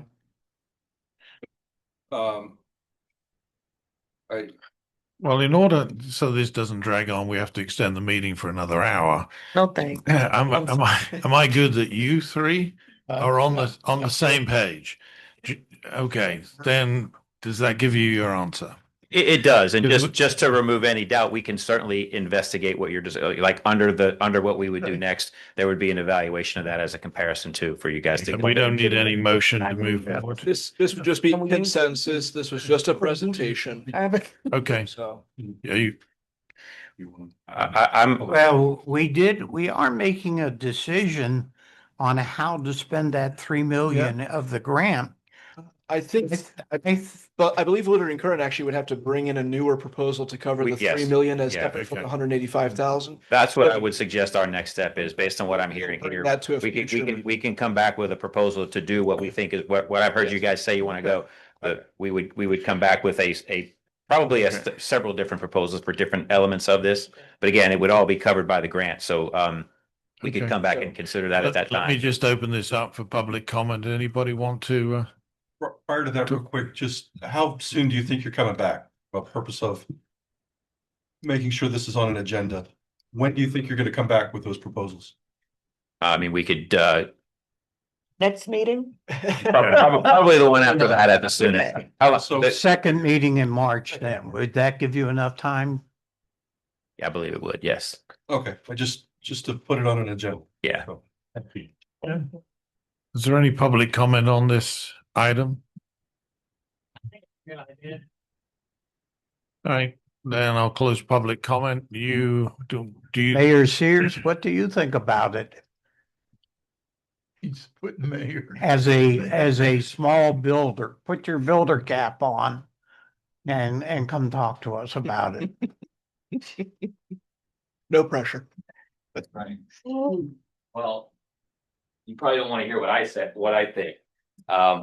Because for years we tried to get sewer in town, as you know, and I think the number, whatever number they come up with for construction, we've already seen it's going to be 25% more. I've been from 2005 when this whole discussion started. I never got it. I never understood why we wanted to be in the sewer business. I never understood it. If you're on Wall Street and you're getting a 10% fee, which is what we're getting right now, 10% franchise fee, there's no investor, there's no JP Morgan, they're going to take that deal all day long. When you jump out there and build a sewer plant or you take on that debt, we're going to have a recession. It's just right now we've had 10, 15 good years. When that happens, all developers bail, we still have to make those payments. And so my concern from 2005 on is, do you really want to take that? Do you really want to jump out there? And I understand where you're coming from altogether. There's going to be years where you can't where it's going to be tough to make those payments. And all the while, you could have a franchise fee that pays 10%. No, there's no risk to that. So that's. Didn't you start, you're behind the grant that put that sewer line down here? The difference though, is we're trying to have businesses and trying to get something going downtown. What we're talking about is new development. The reason you need capacity is not because of Old Howey. And I look at the water system as almost a co-op between the citizens that live in Howey. Now you're asking those citizens who are part of the water plant to now finance a benefit that they may not have any benefit of. Old Howey, I mean, realistically, we looked at numbers, $15-17 million at least to go and retrofit it. Whereas you go by that capacity, it's really for new development. It's not tell me how the citizens in Old Howey are going to benefit from this. They're not. So It's good. Chris, you recently built a house in Howard. Did you put a septic tank in? I'm just curious. I did. Okay. Septic tanks work when they're Yes. when they're maintained and they're built correctly. And I don't have a problem with septic tanks when again they're maintained and they're some of the ones that are old in town, yeah, they probably do need to be changed. Well, I'm talking with one of your neighbors, Les Deathridge. Mm-hmm. Les and I had a good talk about this several months ago. Mm-hmm. His observation was that the way the septic tanks have been put into Howey, there's enough sand underneath them that even should one start to leak, it's going to be absorbed by the sand that's underneath it. I mean, if DEP thought it was so important, we've got State Road 19 that dumps right into the lake in most areas. Why aren't they taking care of it? And I'm not about pushing the can down the road. I think if you can take care of a problem, you take care of it.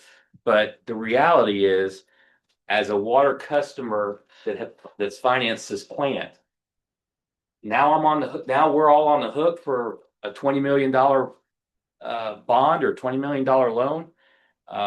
I struggle with that, but I understand the need to do it. I think we have to be very careful about it. That's why we hired these folks to, But they're not there when we make the payments. They're gone, and well, I they're all trying. understand that, but we've got to plan it out.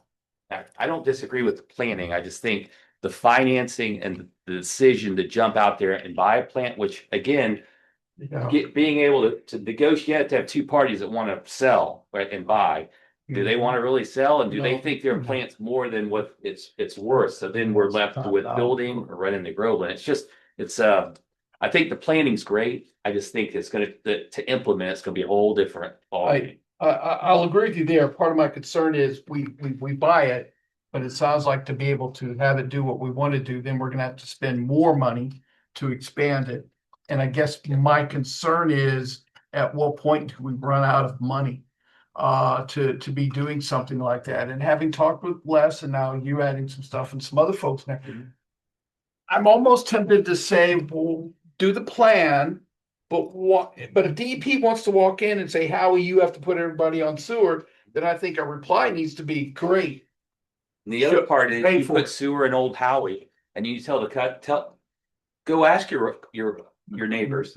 Are you willing to pay $50 a month for sewer that you haven't ever been paying before? It's still be more of a challenge than you think. Yeah. And then are you going to make them pay a capacity fee? That's another one. Hey, you need $1,700 to join our sewer plant. See, that's not decisions. That's not. I'm getting down into the weeds. Right. Long. How much does the septic tank cost you on your new house? Like, including the permit fees that went with it and all. probably $8 grand. And Mr. Sears, could you use the microphone? The town Oh, clerk yeah. is asking. Thanks. It cost 8,500 when you put the one in my house. Okay. Okay. And that was in 2022. Right. I have to ask the accountant back here what she paid for it. But again, when you're gonna have to charge these people capacity fee, and you go to them and say it's $50 a month that you haven't been paying, and by the way, the state will pay for all this, but you're gonna have to pay your share of capacity fee of $1,700. Yeah. Where's that gonna come from? The guy across the street runs a gas station. He just put a new septic tank in. Mhm. So he didn't pay $50 a month, but he paid at least $8,500 Mhm. to put that new septic tank in. That's Right. a lot of But it's gotta be $50 a pumped month. periodically as well. Yeah. But most people don't have to pay the $8,500.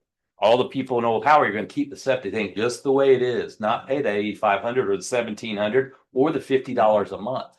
So it's all the reality of, a planned expansion, the reality of Right. actually bringing Old Howie, and there's other costs that, well, I think it's a great idea. I think we should plan for it. I think there's a Okay. lot of things to it. Let's move forward with that. Do you say that? Work it on the plan. Put it on the shelf till we need it. If I may just make a comment, first of all, just consider that understanding that the costs and how much of that you guys will have to burden in the future is something you don't have to answer today, and you're not doing anything that would commit you to anything in the future at this point.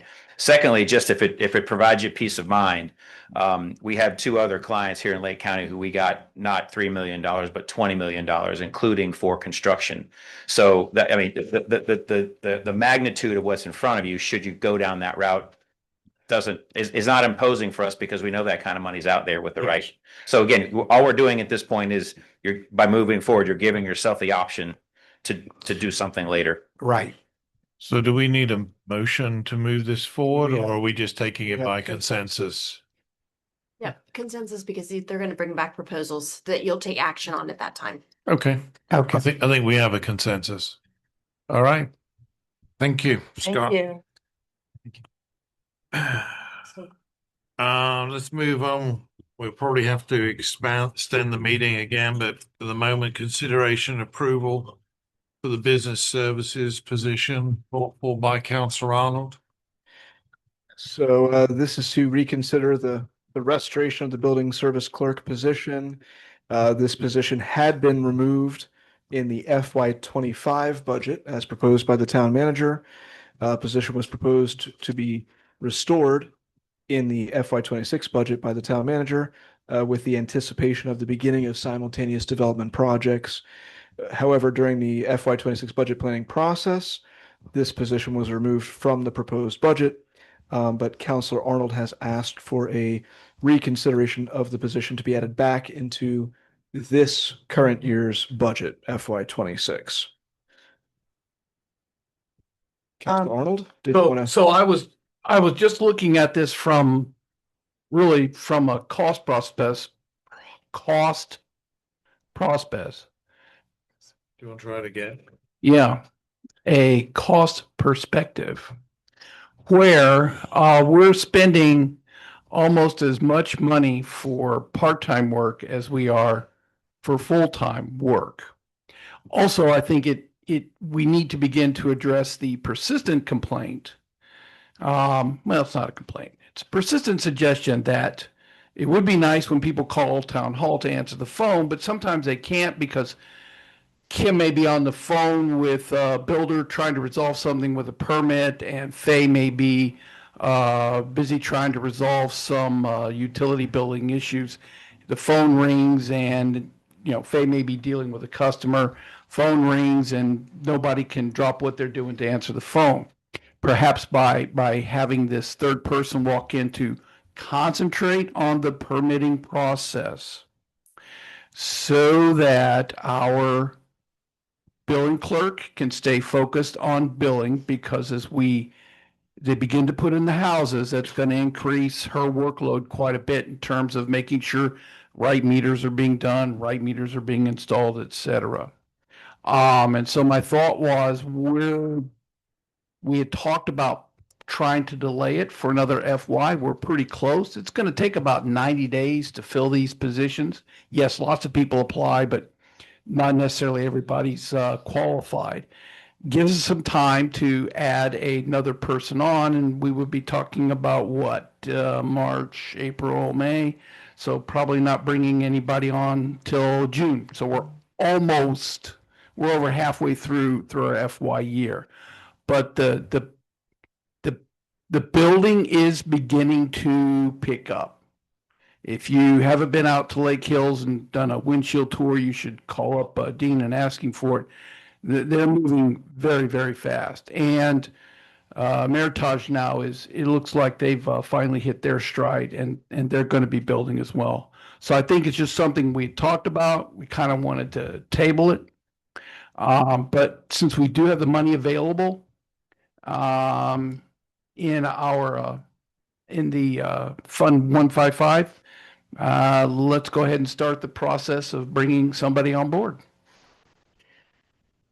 On the fiscal impact, if you multiply 1850 by 2080, you come out to the 38, but it doesn't take into consideration all of the additional FICA, health insurance, pension, et cetera, that's gone on. Do we have a better figure than 38,480? Well, typically, if you add, and it's a ballpark, because if they take health insurance, or depending on the plan, if they contribute to the 457, that can all change.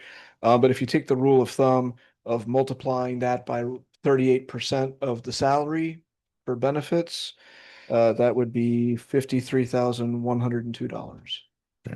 That's an annual cost. An right? annual cost. And how much are we proposing to add to the budget for this fiscal year in order to do this? I mean, we could prorate it by the number of months remaining, or make it easy and do a half year. I think John's suggestion is probably accurate, that if we started now, it would be June before this person's on board. So we're talking 4 months of the fiscal year. So it would cost us, in that case, roughly a third of your 53,000, which would be about between 17 and 18,000. dollars to add this, how much would it cost us to continue using? Wheel down. What's the That's- saving on that? Well, I talked to Kim about this and she had some notes. She said, you know, when Talashay was kind of winding down, she said they had 43 permits a month in late 2022 and early 2023. And she said that equated to about 16 hours at $65 an hour doing it through Wildan. Her extrapolation, she puts that at a cost of 52,000 a year, How which much a year? 52,000. which is basically the cost of that hourly person plus benefits roughly, but minus the ability to use that person for any other functions besides the functions Wildan does. So they're not answering our phones or anything else for us. Are there gonna be homes this year? They're already pulling permits for both developments to start building their model homes and, you know, the amenity building. When do you anticipate them going vertical? Roughly, they started for the most part in October, 12 months of infrastructure with the roads and pipes, et cetera. And then you're looking at the 13th month. Regency was looking to start moving people into houses in November. Yeah, so I was gonna say October, November, the first resident should be moving in. And that's not the day we want to try to start advertising or even hire someone. That's when we want the trained person starting to tackle the flood that's gonna come in. Here's my concern, and Graham, you mentioned it earlier, but you're not totally up to date. The House Bill 203 has been amended to propose the complete elimination of non-school property taxes for homestead properties. So they're doing away with the 10-year plan. They think. Well, it was heard on the House floor and it was 80 to 30. approved 80 to 30. It is now in the Senate Appropriations Committee and will be eligible to be heard on the Senate floor. That Senate has yet to offer a viable property tax reform proposal.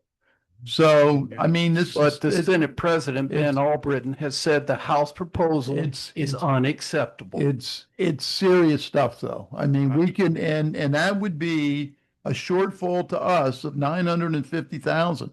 That's what our homestead is. But And we don't have the businesses in town that we can retax them if we up our millage, and we don't have that many landlords in town. And don't forget, just one thing on that. You're right. It is 950,000. It's 54% of our total ad valorem. But equally, the other 46%, of course, is exempt from this. So if you did raise your millage rate, you're going to raise the millage rate on the other 46,000. Would have to double it and still be a little short. Well, we can only go up to 10 at the moment unless they change that. So we can only raise it by the 3%. So that is an option. Now, bearing in mind, of course, that if this goes through referendum, which it has to do and it goes on the November ballot, they're not going to change that for the current year that we're in because property taxes are paid in arrears. So presumably we're not going to see the impact of that until November 2027. We're not going to see it in 2026. So we do have some time, by which time hopefully maybe Publix will be online, which will give us some benefit, possibly even the 7-Eleven. I don't know where we're going to be with it all. The only thing I can tell you on this, Tim, is that if it is a need and a requirement, we currently have circa 420,000 in the building services fund, which is restricted funds, which means that if we took this person on, whatever the cost of that is, and assuming that we can't balance the budget, that additional money can come out of the funds that are held within inside of that. So it would not affect the general fund. Right, or we could save the money. No, actually can't. that's the That's a certain difficulty. You're supposed to spend. We shouldn't have 420,000 in the bank. We really shouldn't. Well, can we move it? No. No, you can't move it either. Because No. it's been taken in, I got it, John. It's been taken in for a purpose and therefore it has to stay inside of that. Well, and So within that fund, Graham, what all money can be spent within that fund? What items? Just on building services. personnel for building services, or if you were gonna build a new town hall and build a building services wing, it could go towards that. Plus, I'd like to talk in on my research. If you look at past similar bills, right now, this bill only has about 49% support inside the state of Florida, 43% against. So there's 8% that even if they suddenly decide they do want to vote for it, it's still going to come up short 60%. You can sure bet, like they tried to legalize marijuana, there'll be challenges to it before the ballot to get it on the ballot. There'll be legal challenges certainly afterwards. And those challenges can last anywhere from generally 2 to 3 years. That's in the state. It could go federal if they decide to file a federal lawsuit saying it's a violation of first clause of the 14th Amendment. So now we're looking at even more time, and who knows what the legislature will change its mind and do between now and then. But I don't think we can plan the future of our town right now on the what if. We need to get the permits done. It's going to cost us money either way, I think. Sounded like it was a wash, isn't it? 52 versus 54. Pretty much a wash. 52, 54 for what? For hiring somebody versus what it's going to cost us to do the permits. I think the numbers were 52 and 53. Oh, yeah, okay, yeah, give me 1,000. But let me ask you this, Graham. So this money that's there, if we don't spend it, we lose it? No, you won't lose it. It's Carry it forward? It is carried forward. So We're supposed to we can carry it Yeah. forward. I'd like Well, to correct that though, Mayor Wells. I mean, if you don't use it within a certain period of time, you are supposed to return it to everyone who paid a building permit. And then you spend time prorating it on all the people who paid permits based on the money you have left and based on what they put in. So I mean, Realistically, how far forward can we go with this building services fund? Well, I think if there's an opportunity to spend it, we should spend it. I don't know the answer to the question, Tim. I really don't. A better way of looking at it, I think, is that we have the resources available to do whichever one we decide to do. If it's a wash cost-wise, between contracting it out like we're doing now and having the capacity in the house, I would lean on having the capacity in the house.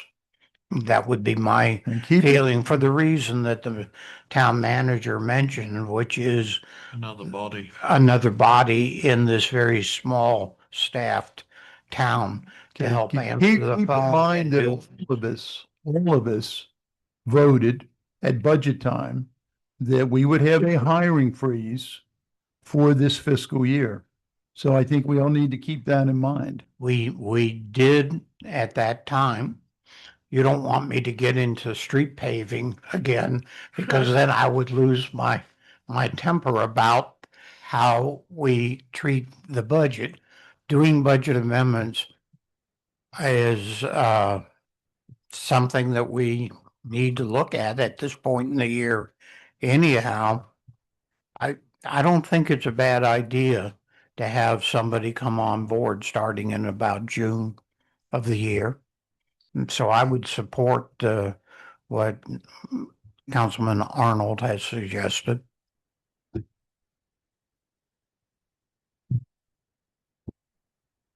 Renee, you're the only one that hasn't spoken. Okay, so I understand what the need is here, and I'm a stickler for the fact that we aren't supposed to be hiring anybody in this budget year. However,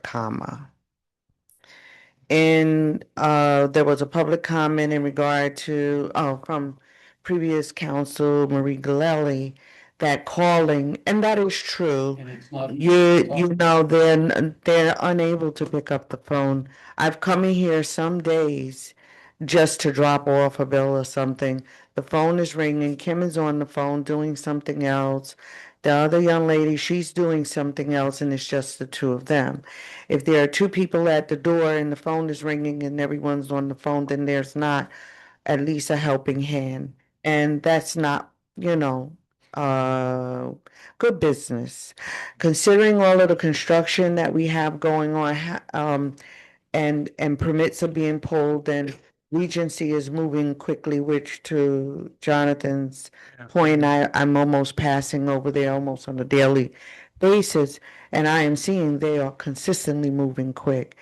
What I want to ask, and this is just an ask, I think it's a great idea to start the process of interviewing people, because the interview process is going to take some time. Yeah. And to determine who's qualified for it.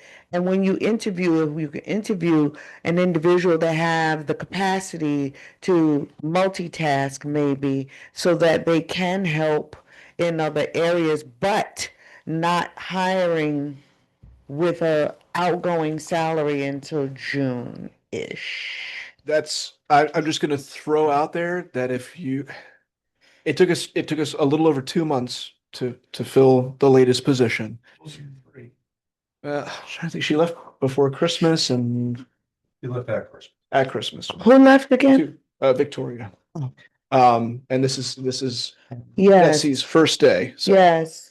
and Very long day for her. yes, I very know, long she's day. probably trying to figure out, saying, come here. Hopefully tomorrow she'll still be here. But on that point, I would hate to say, don't start posting it for a while or interview for it, but don't hire him for 2 months or something like that. I mean, Because that would be a waste of time. yeah. If we're gonna interview people, I need to have the ability to hire them, or otherwise they will find something else. Yeah. So if That's I mean, true. you tell me that I can't hire it till June, I'm not putting it out until the second week in May at the latest. Yeah, even though it'll likely take 2 months Yeah, then, yes. but Well, you know. earliest, right. Well, don't forget, Where's the money? Oh, we did have a day where we went through all four backup quarterbacks, and there was no one available for the front office except for our esteemed city manager and city clerk going in there to do There's some been work. multiple days where Right, because people get sick, and so that's part of the issue as well. People have emergency leave come up, et cetera. So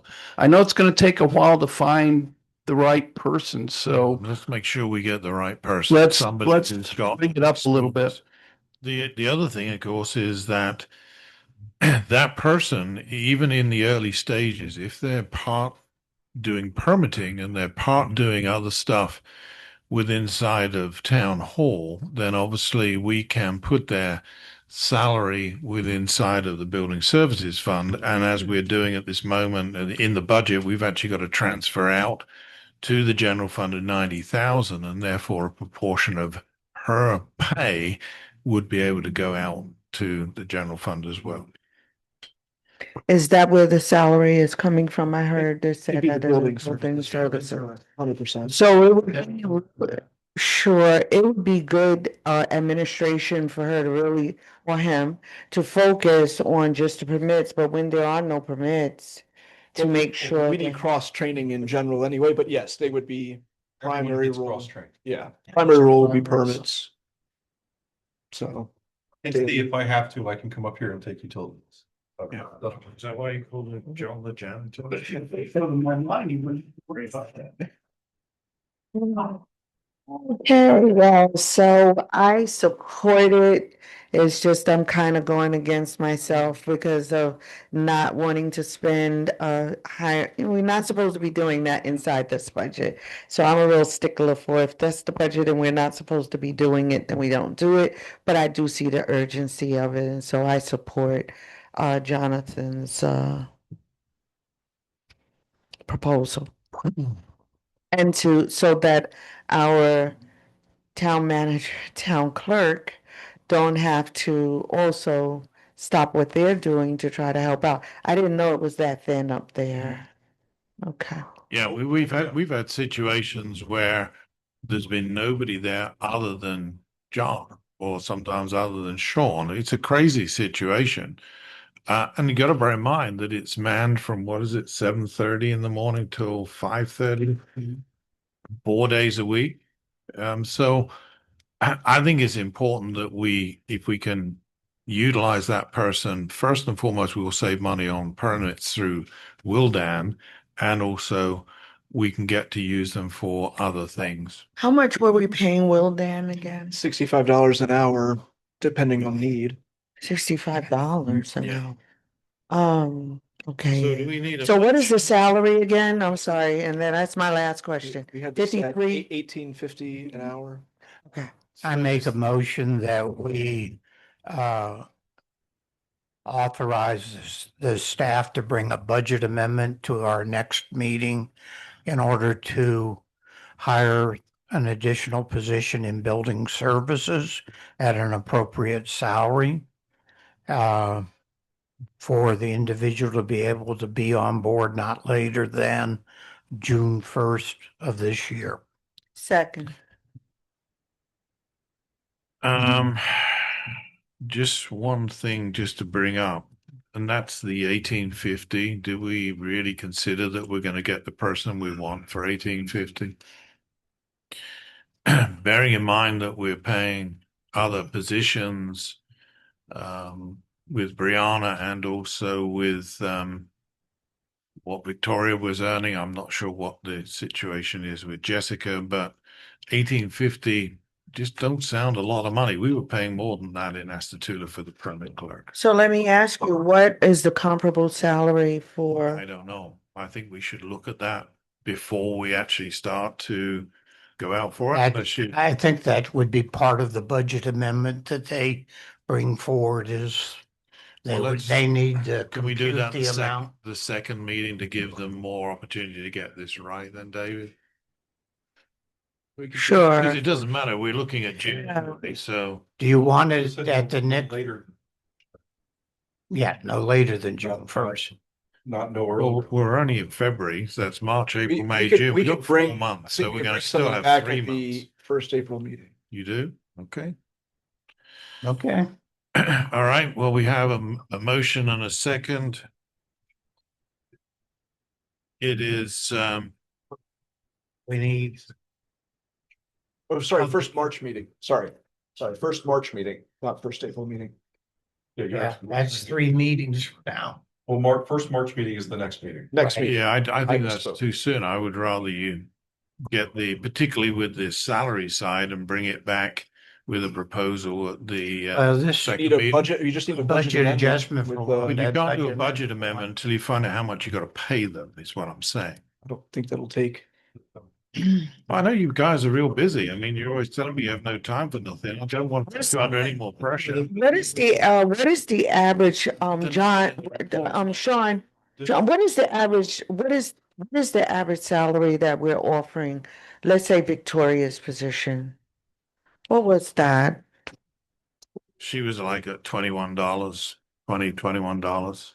So how, 50. how, 2150? So at 2150, let's say 2050 an hour, no? That's for an admin assistant 3 though. This is. Yeah, not that's a level the same. 1. That would be a level 2 is the position we're talking about. Right, so this is not the same level as 2150. So what do you suggest? Well, 1850, what was in the original budget for FY26 when we were talking about it back in. So is that what your I suggestion? think we should stick with that for now. For now? If during the recruitment process, you find you don't get suitable applicants, We'll come back. you could come back. So we'll bring back a budget amendment based on the 1850. There you go. At the next meeting. Next meeting. Okay. We have a motion and a second. It is a money item, so we'll have a roll call vote, please. Ask for public comment. Comment. Thank you. You're good. Well, before you do that, can I have a motion to extend the meeting for another 30 minutes, please? No, 15. 15 That'd then. be 30 seconds. Yes. I'll make a motion to extend the meeting another 15 minutes. 15 minutes it is. Have a second, all say aye. Aye. Aye. Those against? No. Just for the sake of just making a quick point, Just I state your came here name and tonight. address for the record, please, I'm ma'am. Christian Sears at 211 East Laurel. I saw the building services position offered tonight on the agenda. I would encourage the council, not tonight, but moving forward, to really look at our fee schedule. We talked about planning and zoning. Wait till you see the building fees. The building fees, just as a guy who builds all over Central Florida, are double what they would be in Islesboro, double what they would be in Winter Park. The fees that no one is looking at what we're paying. And I don't want to prolong it tonight, but I would certainly encourage you to look at the fees and pull some of the fees that people have paid on new construction, on remodels. There's thousands and thousands of dollars. You are concerned about $500, if only. I have additions that are $8,000 in building permit fees.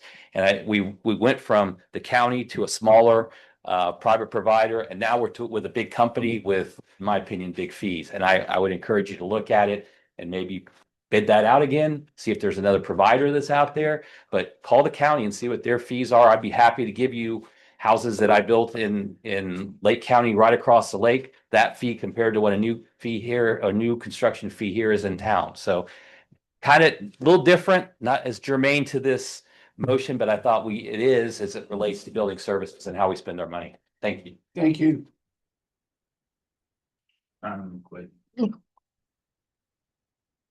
Josh McHusman, 671 the place. And I don't know if I just did a quick search while y'all were talking. The city of Leesburg's hiring for a permit specialist 1, specifically for building, range is 1950 to 2862 an hour. And again, I don't know if permit specialist 1 compares to what you're looking at, but that kind of gives you an idea that somebody can work right down the street for that kind of money. Thank you. Thank you.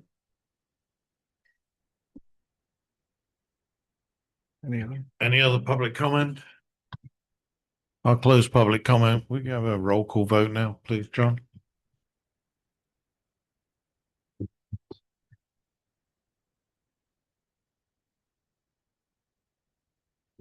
Perhaps you can look into that and just get some feedback on what else is out there, because I really do think that 1850 you're going to struggle to find the person you want. We likely will. Mayor Pro Tem Everline? I'd like it to be noted that it was discussed at budget time, hiring freeze, which is what I told residents that voted for me, so I have to say no. Councilor Arnold? Yes. Councilor Miles? Yes. Councilor Lanneman? Yes. Mayor Wells? Yes. Motion passes.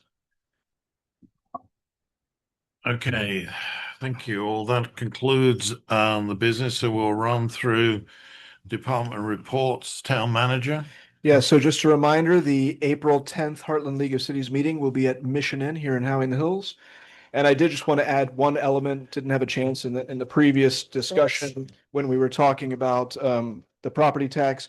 So there was an article written, floridapolitics.com, and the title is House Passed Proposal to Eliminate Homestead Taxes Would Undercut Public Safety in 116 Cities, Lawmaker Says.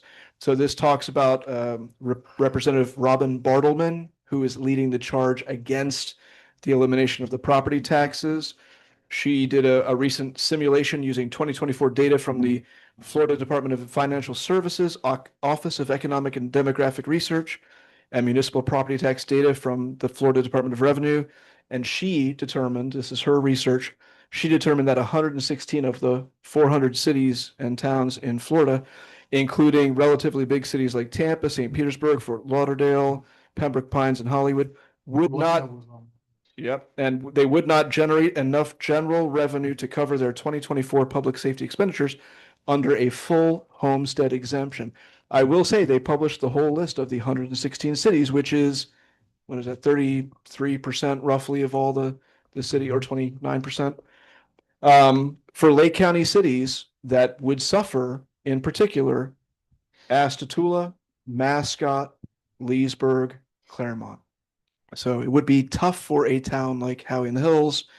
It would not be completely untenable as it is in many other much smaller and much larger municipalities based on this one representative's research who is leading the charge against this. So I just thought I'd share that for context. Thank you. In this bill, Tim, as you know a bit more about it, on all of the House bills that Heather shared with us, pretty much every one on there stated that as part of this, you could not defund your police force.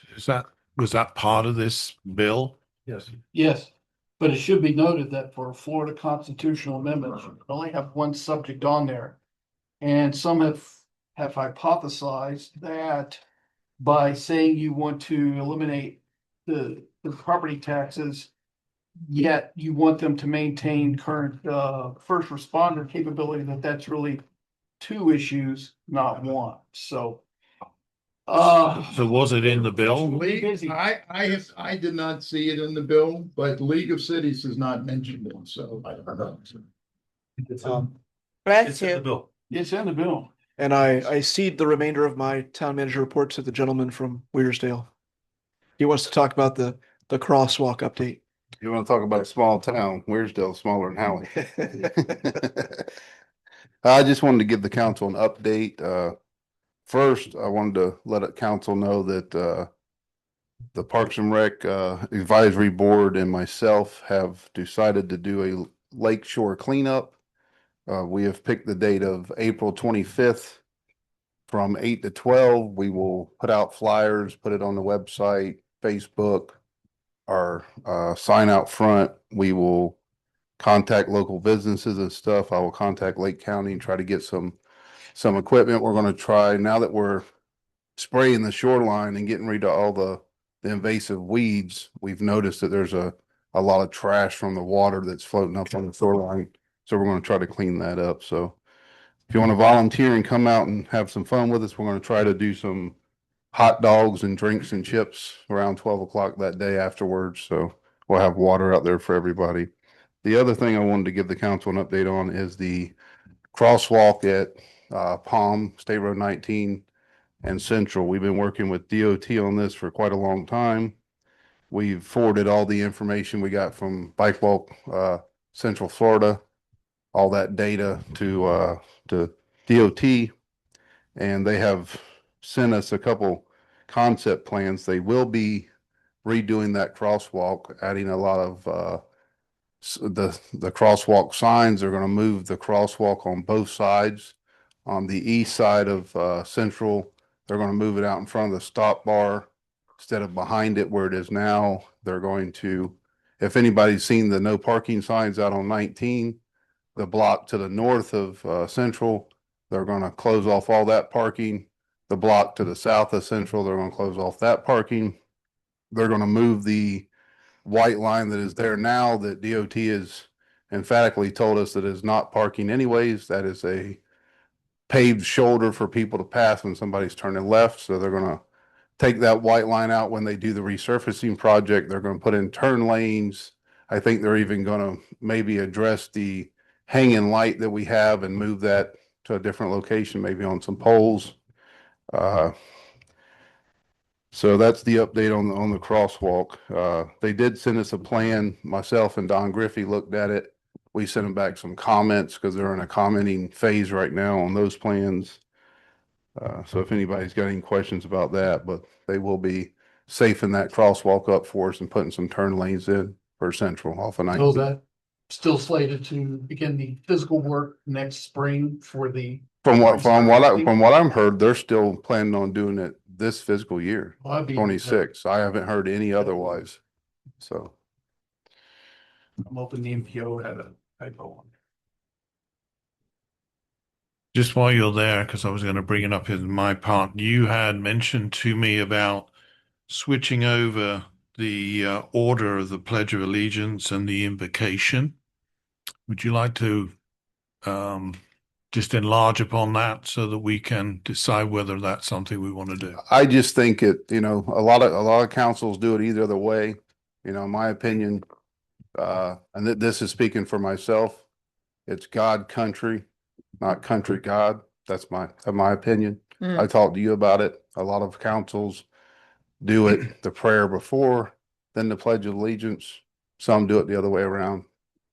Just my opinion. We did the invocation and then the pledge in Astatula. This is the way it's always been on here, but does anybody have any burning objection to changing that round the other way? Fox News. I Okay. think there should. Thank you for that. For you then, Mr. Kirk. Thank you. No, can we change the rules of order since you voted into it? One thing at a time, John. Just said you codified the rules of order and Why do you have to bring this stuff up now? you're the one who wanted it. Sean, Do you want me to propose a change? I'll talk to you afterwards. I'm done. You're done. Yeah. Tim. Yeah, I just have a couple things. One is there's also a Senate Bill 1566 that's being heard. It proposes expanding local government's budget posting requirements, increasing budget transparency, and requiring budget cutting exercises. So you might want to keep an eye on that one. Yeah, that one's moving too. Yeah. Okay. John, this is for you and Sean. The GFL is putting this on cans that they don't pick up the trash. And one of the boxes on it, the second box says improper container or garbage not containerized in DeLand cart. And then it says additional cart $6.95 a month. Well, we're paying GFL $28.66 a month for an extra cart. I don't understand that. Why are they charging only $7 and we're paying them $28.66? Differently negotiated contracts. So we negotiated a fifth, 5 times poor.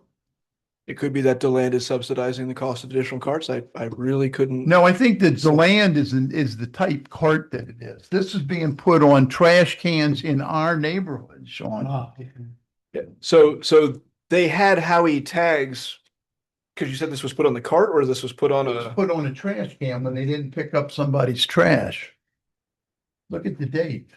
It's 12/26. Service cart left excess. I will have to look into this because I know, part of it's that they're not using the Howie tags, which have been ordered and I've seen out on the street. So I'm not sure which question you're particularly going for. I'm wondering, the land tags. No, my question is, why are we paying GFL $28.66 for something that they only charge $6.95 for? Well, so that was the negotiated rate. That's okay.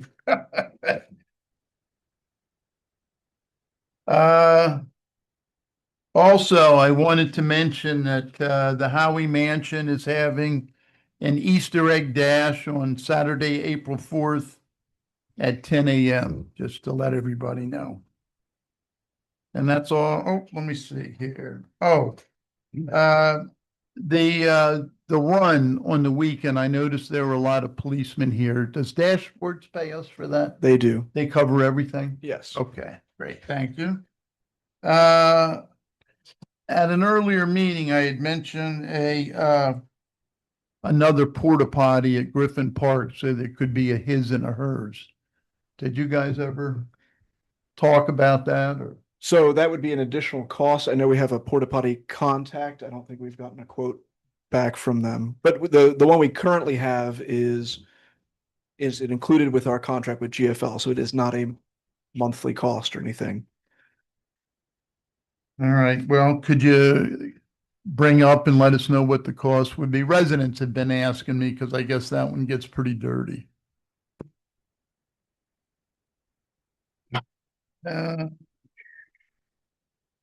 That's it. That's all I What do they have. do with that? Do they clean it? Do they pick it up every now and again, take it to They work? do. There's gonna be It just gets really, really dirty and women and men use the same one. And I've just heard some complaints from some female residents.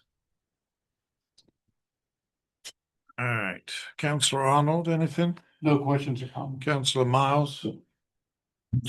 I just want to note that when they picked up my garbage today, they damaged the lid to the trash can. It looks like they took a big bite out of it. I don't know. I don't want them ever to come back. I'm making it publicly known that GFL damaged my garbage can today. We will get your lid. The lid was damaged? The lid looks like somebody took a bite out of it. Okay.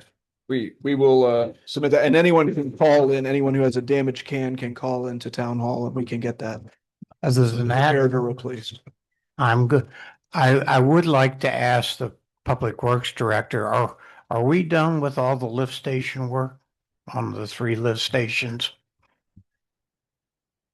Or is it all? I'll show you in the 2 phases.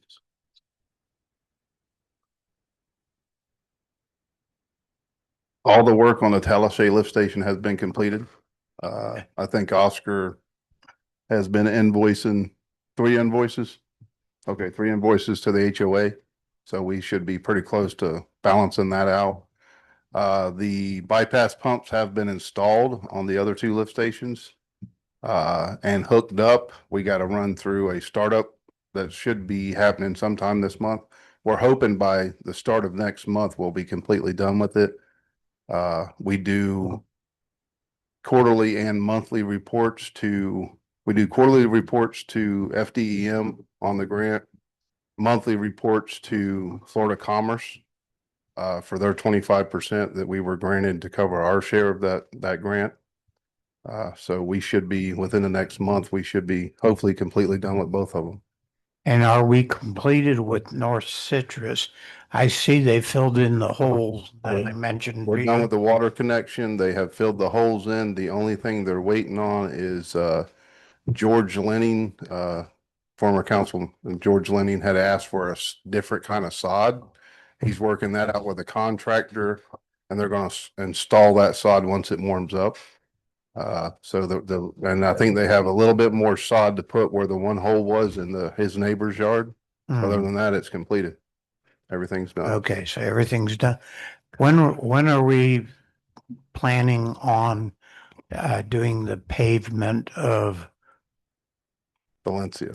The plan has been, I've got the plan back from Don Griffey, our engineer. I've already sent that over to our paving contractor to get a cost on that. And I've sent it out to our utility contractor to get a cost on replacing the water lines when we do that road. So I'm just waiting on answers from both of them to bring it to council. That's it. Okay. And when do you expect that to be? I'm hoping within the month. So during the month of March? No, within this month. So within the next couple of weeks, I'm hoping. So we'll be this week. It's over. That's right. This month is over Yeah, and it's 28 days anywhere. So by the first of next month. okay. So by the end of March, basically. Yeah. That's all I have. My days run together. I've been Councillor sick for a Lanneman, do week, you have so- anything? Yes, I Any have, more questions for me while I'm up here? I do not. Thank you. Okay. I have a question in regard to the Howey Bridge. Who's responsible for cleaning the trash and the debris? on the- FDOT. We've contacted the county to clean up and they've done some. It looked like they had done one side, the north side, well, Yeah. on the right. I've seen a street cleaner occasionally on the bridge cleaning it up, but I couldn't figure out who owned it. Oh, It looked like it was a private company. I don't know who they You're contracted right, it's with. a mess. It looks horrible, and if we can I just want to place it on record that the bridge needs, whoever is responsible needs to get on their job and get it clean. The other part, what is the update for Esch Veterinarian? I believe they are waiting for the pipes to And the storage and, come closer. Waiting for, the mission rides. Yeah, because otherwise, if they build currently, they have their approvals, but then they're liable for septic and well if they want to have water and wastewater. And what? And then they still have to hook up. And then they would still have to hook up once it becomes available. So they save money by waiting a Okay. few months to. Yeah. okay, and the same for the storage, I'm thinking? Storage is, was a thing with the original, building plans that they submitted. Didn't match the site plans. You did say that, and they didn't fix As a matter- that yet? No, and as a matter of fact, I've got a meeting with them this week to see where they are. Okay, thank you. That's all I have. Okay. John, you're right. The rules of order does have an order of service. So if you can bring a resolution to update the rules of order at the next meeting, please. And that's all I have. If there's anything else for the good of the order, can I have a motion to adjourn? Motion to adjourn. All in favor, say aye. We're adjourned at 9:51. Land is one sort of- So if you have the base cost, I guess a second can being collected in a week, they would be paying $26. Well, the rules of order For the second in order of business. First can is 18. And the order of business has the pledge of allegiance. And they all get once a week, like, you get once a week collection, so for you to get What he's saying is. for you to get once a week collection, one can, to get a second can collected in the same week, it would cost you $26 It in needs to be done by In- resolution. It's different.